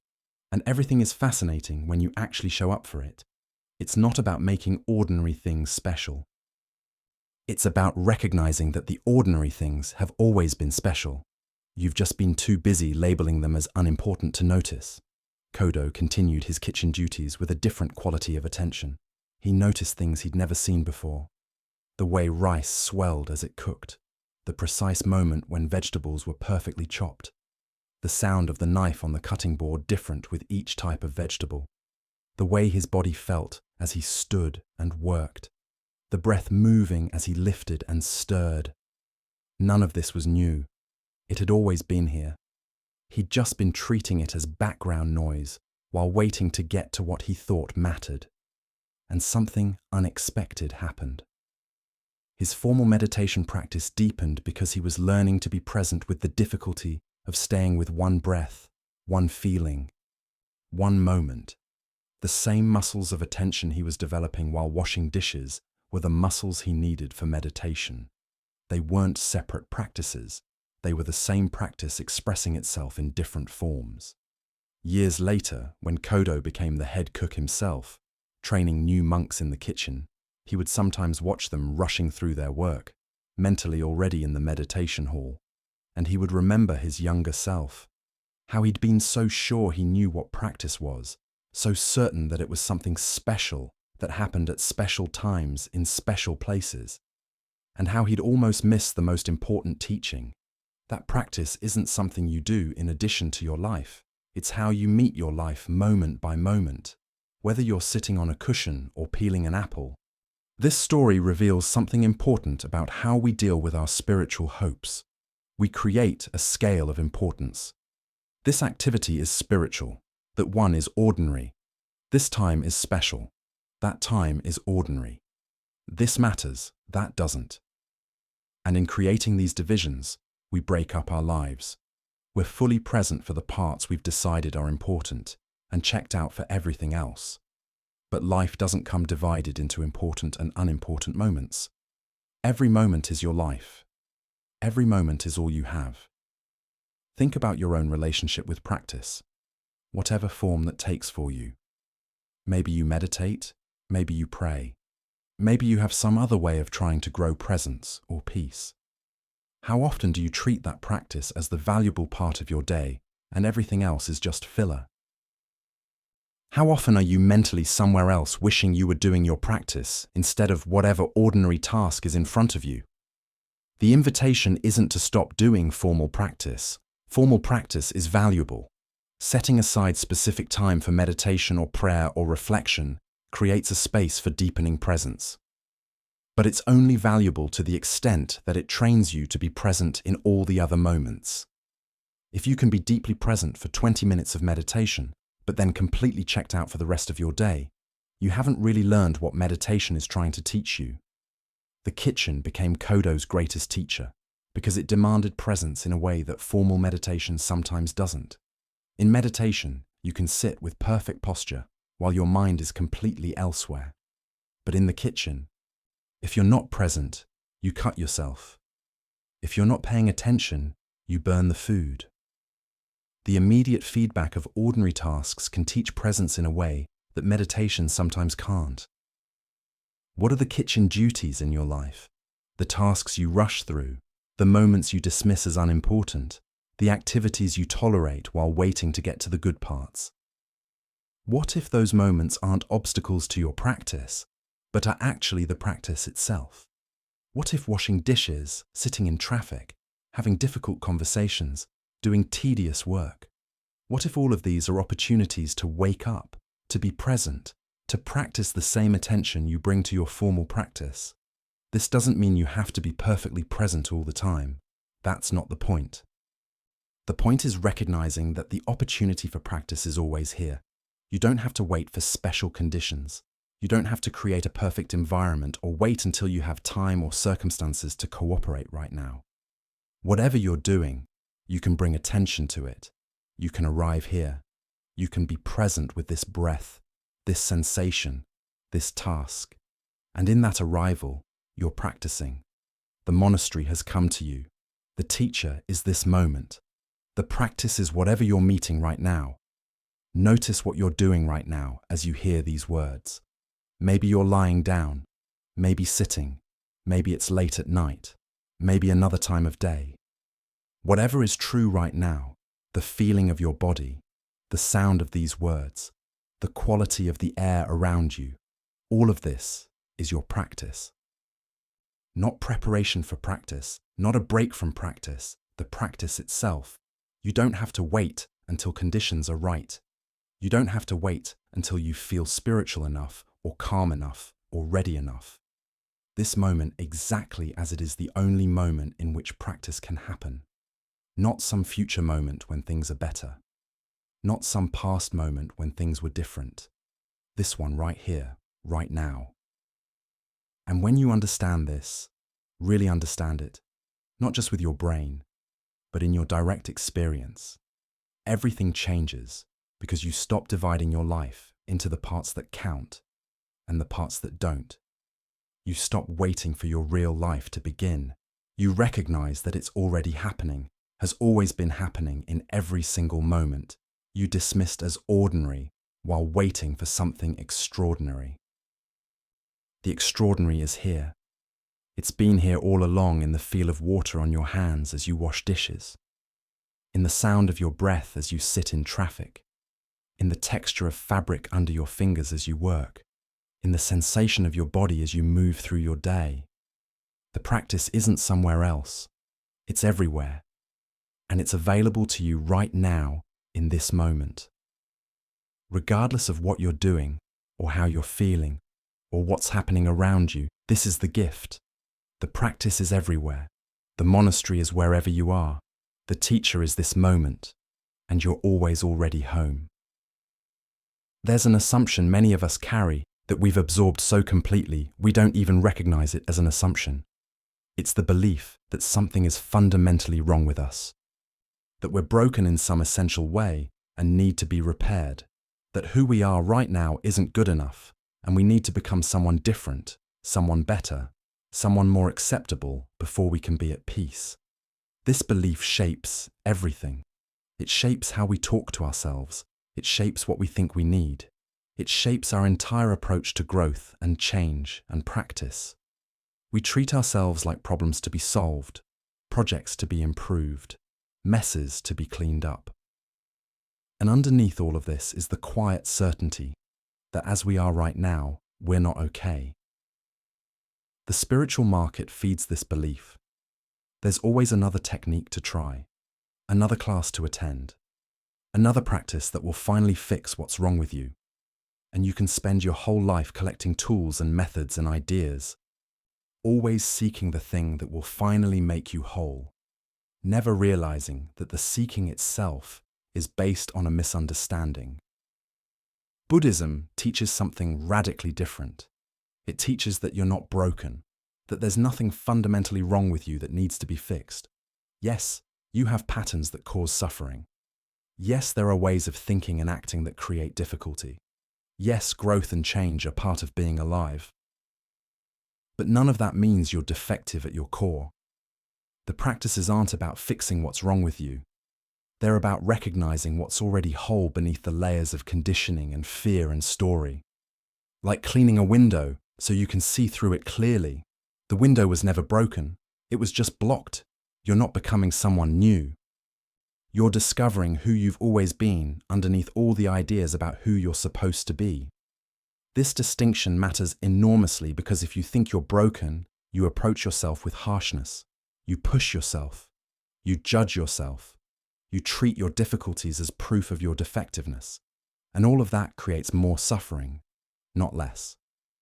But if you understand that you're fundamentally whole, you can approach yourself with gentleness, with patience, with the kind of compassion you'd offer to someone you love. In a village known for its pottery, there was a young woman named Ya who had apprenticed herself to a master potter.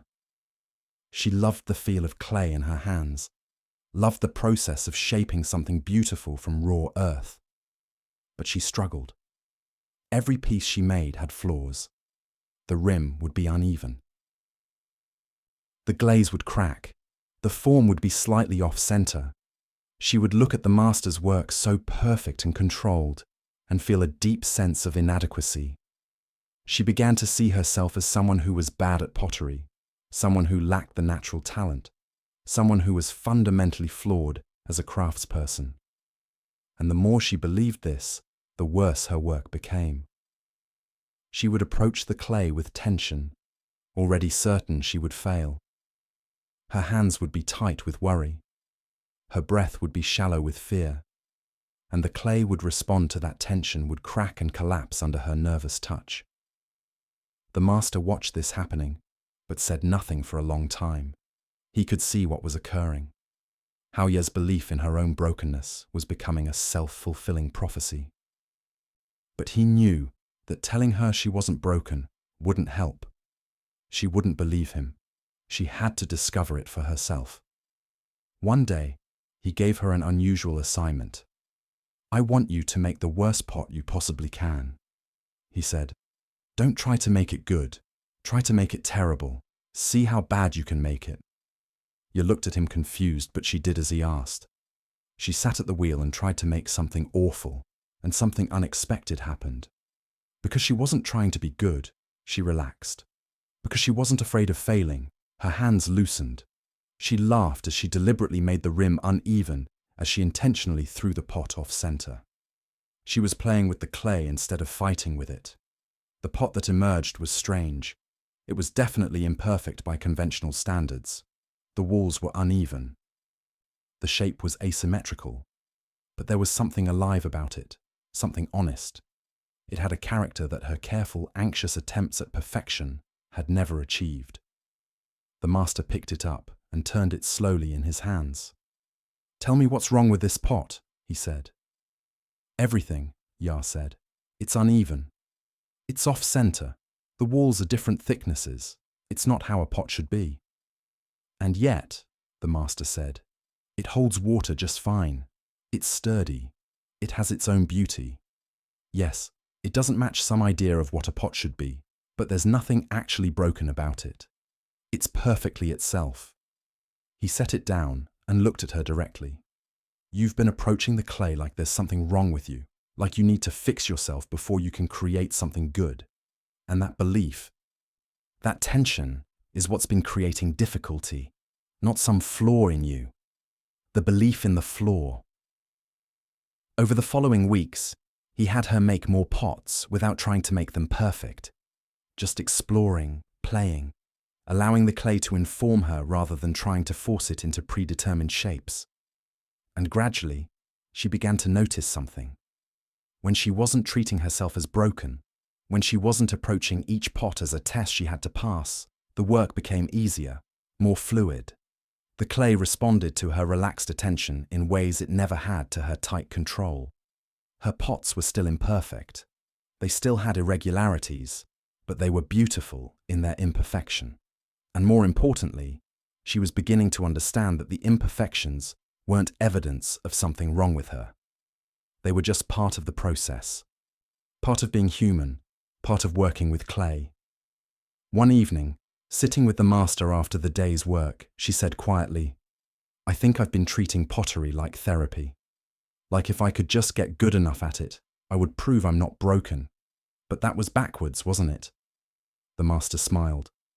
"Pottery isn't going to fix you. Nothing is going to fix you because you were never broken. You're a person learning a craft. You make mistakes. You have things to learn. That doesn't mean there's something fundamentally wrong with you.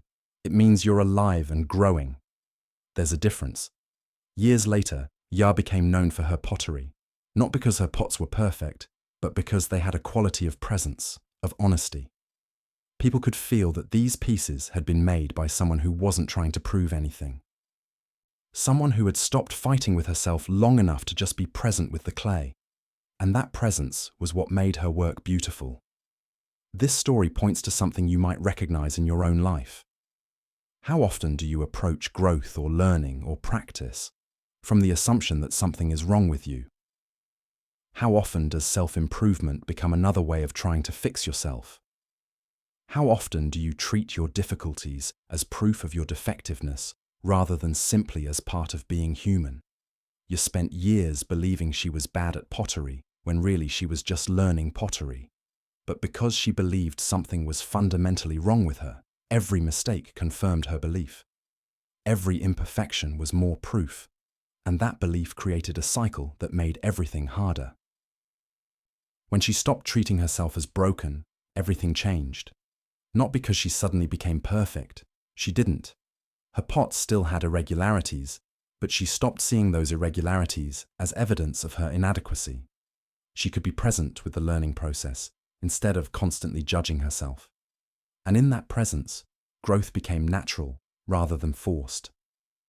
Think about areas of your life where you're trying to fix yourself. Maybe it's your anxiety. Maybe it's your body. Maybe it's your relationships or your productivity or your spirituality. Notice how much energy goes into the belief that you're broken. Notice how that belief shapes how you approach everything. Notice how it keeps you from being present with what actually is, because you're so focused on what should be. The truth is, you have patterns that create suffering. Everyone does. You have habits of mind that don't serve you. You have wounds that need healing. You have things to learn and ways to grow. But none of that means you're fundamentally defective. It means you're human.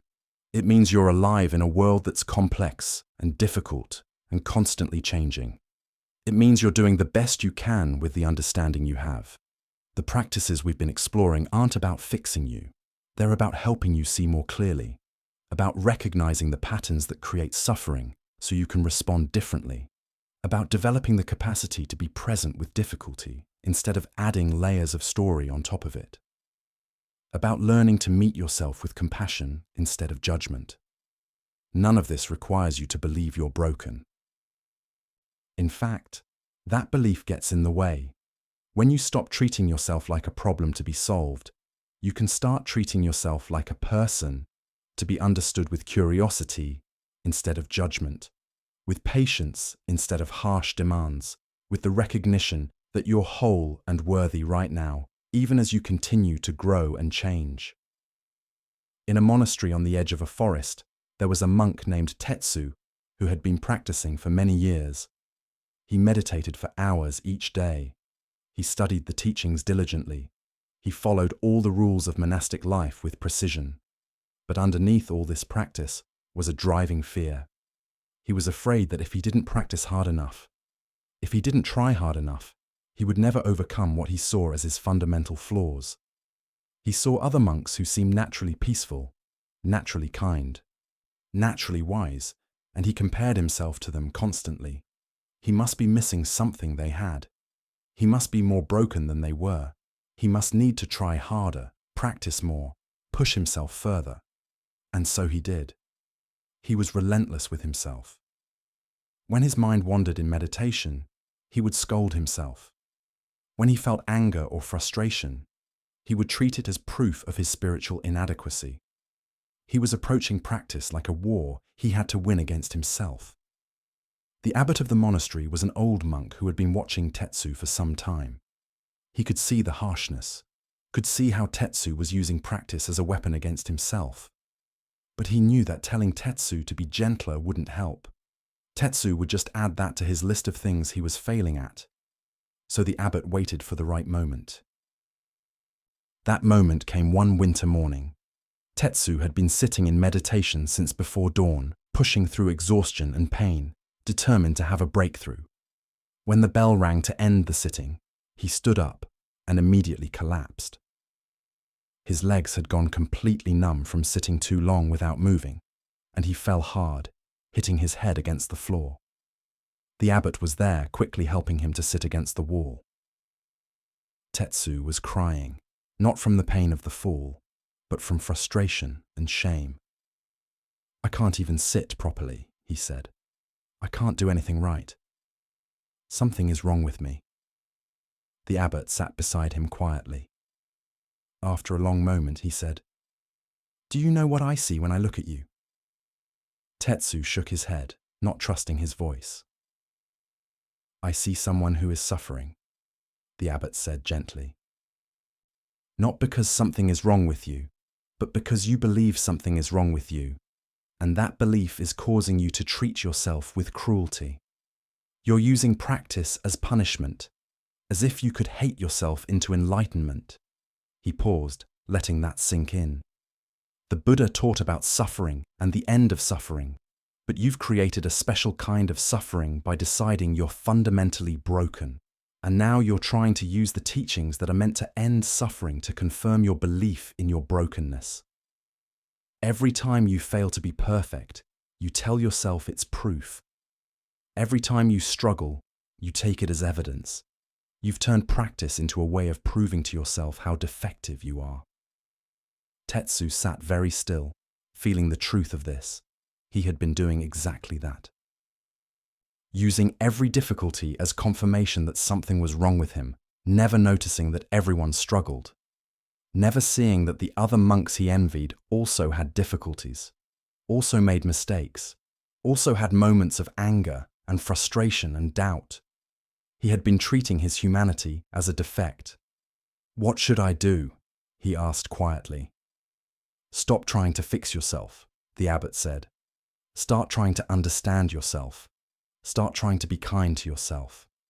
When your mind wanders in meditation, don't scold yourself. Just notice it wandered and gently bring it back. When you feel anger, don't treat it as proof of your spiritual failure. Just notice the anger with curiosity. Where do you feel it in your body?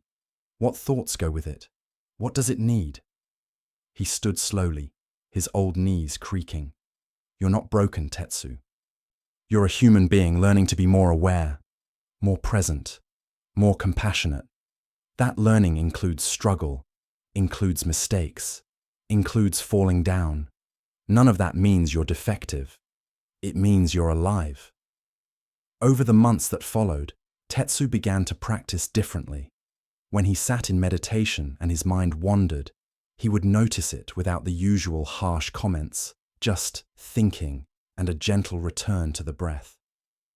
When he felt difficult emotions, he would try to meet them with curiosity rather than judgment. What is this? Where do I feel it? What is it trying to tell me? It was harder than pushing himself had been. In some ways, it required more honesty, more vulnerability. He couldn't hide behind harsh discipline. He had to actually be present with himself, with all his messy humanity. But gradually, something shifted. The constant background worry that had been driving his practice began to quiet. He could sit without the desperate grasping for breakthrough. He could meet his difficulties without treating them as evidence of his unworthiness. One day, several years later, a young monk came to him for guidance. This monk was struggling in the same way Tetsu had once struggled, pushing himself harshly, treating every difficulty as proof of his inadequacy. Tetsu recognized himself immediately.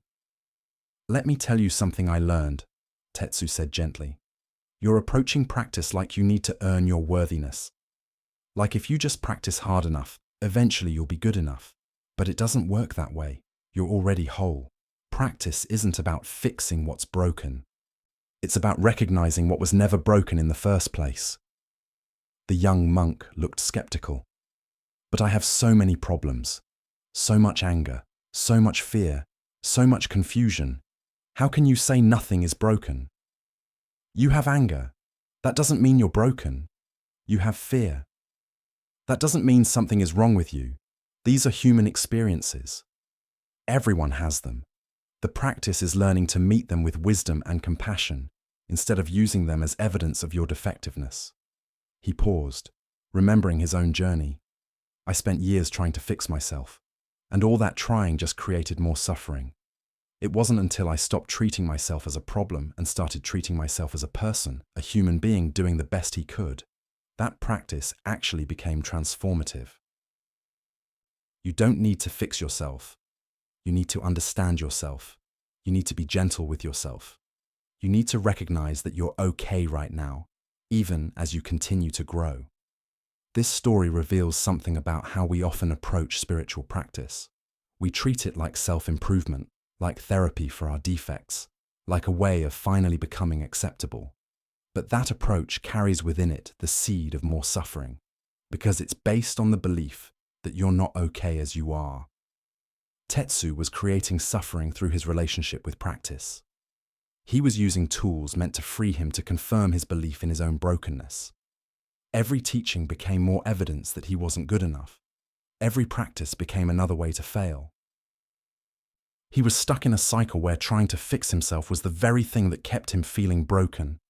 When he finally understood that he didn't need to be fixed, everything changed. Not because his difficulties disappeared. He still had anger. He still had fear. He still had confusion. but he stopped treating these experiences as proof of his defectiveness. He could meet them as they were. Human experiences part of being alive, neither good nor bad, just things arising and passing. This is the shift the Buddha was pointing to. Not becoming someone different, not fixing what's broken, but seeing clearly what was always true. You're not broken. You never were. Yes, you have patterns that create suffering. Yes, there are more skillful ways to meet life. Yes, growth and change are possible. But none of that requires you to believe something is fundamentally wrong with you. Think about how you talk to yourself, how you approach your difficulties, how you relate to your practice, whatever form that takes. Are you trying to fix yourself? Are you treating growth as evidence that you were broken and are now being repaired? Or can you approach it differently? Can you see growth as a natural unfolding rather than a repair job? When a seed grows into a tree, we don't say the seed was broken and the tree fixed it. We say the tree was always there as potential, waiting for the right conditions to emerge. You're like that, not broken and becoming fixed, but already whole with abilities and wisdom, waiting for the right conditions to fully emerge. The practices create those conditions. They help you see more clearly, respond more wisely, meet difficulty with more skill. But they're not fixing what's broken.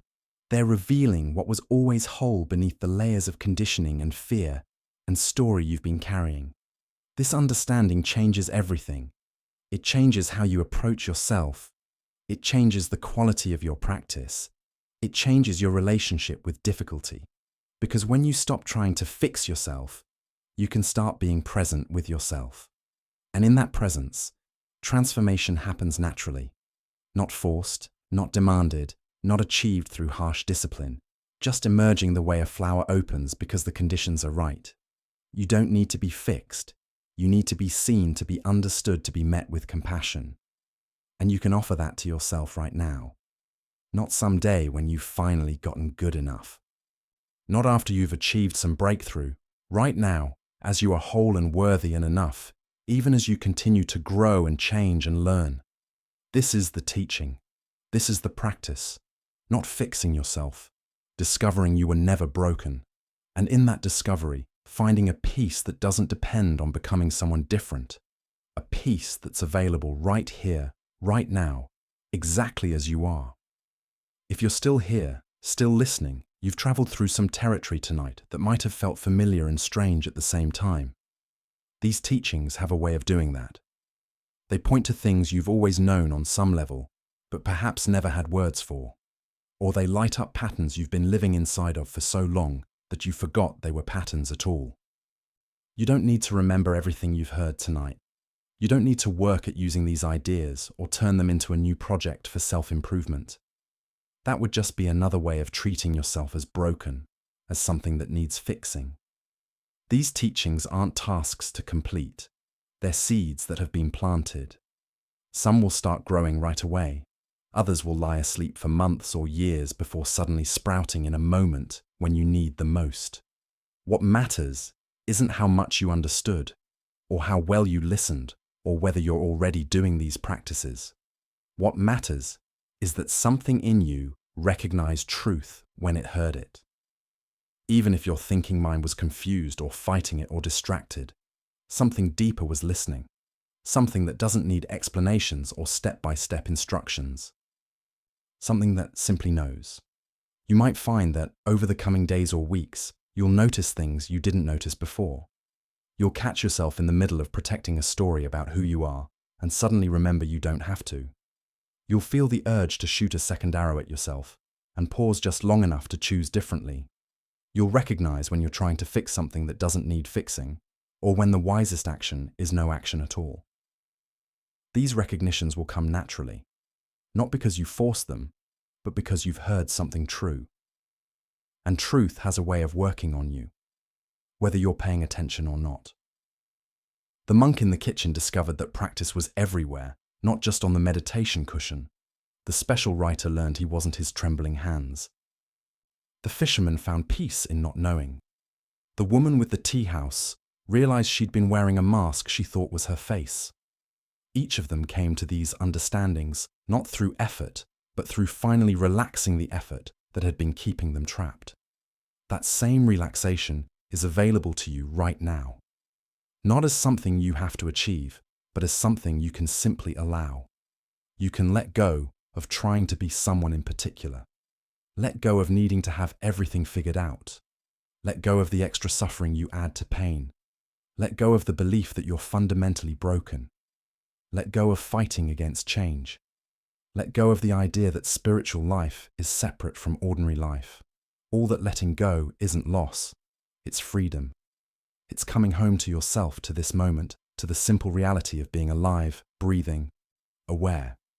Here, your body knows how to rest. It's been waiting for permission. So, let your shoulders drop if they're holding tension. Let your jaw unclench if it's tight. Let your breath move in whatever rhythm feels natural. You don't have to do anything with your mind. If thoughts are here, let them be here. If there's stillness, let there be stillness. Whatever is present right now is exactly what should be present. These teachings will continue to unfold in you long after these words have faded. You might dream about them tonight. You might forget them entirely and then remember them months from now in a moment of difficulty. You might find yourself responding to life differently without even realizing why. However, it happens is the right way for you. There's profound wisdom in rest, in letting yourself stop, in trusting that you don't have to figure everything out tonight or fix everything or become someone different before you can be at peace. Peace is already here underneath everything else. It's been here all along. You don't have to earn it or achieve it. You just have to stop disturbing it with your struggle. So let yourself be held by whatever is holding you right now. The bed, the chair, the floor. Let yourself be supported. Let yourself rest in the knowledge that you're okay right now, exactly as you are. Not because you've achieved something, or understood something, or become good enough, but because you were always okay. You just forgot for a while. Sleep well, and thank you for joining us here.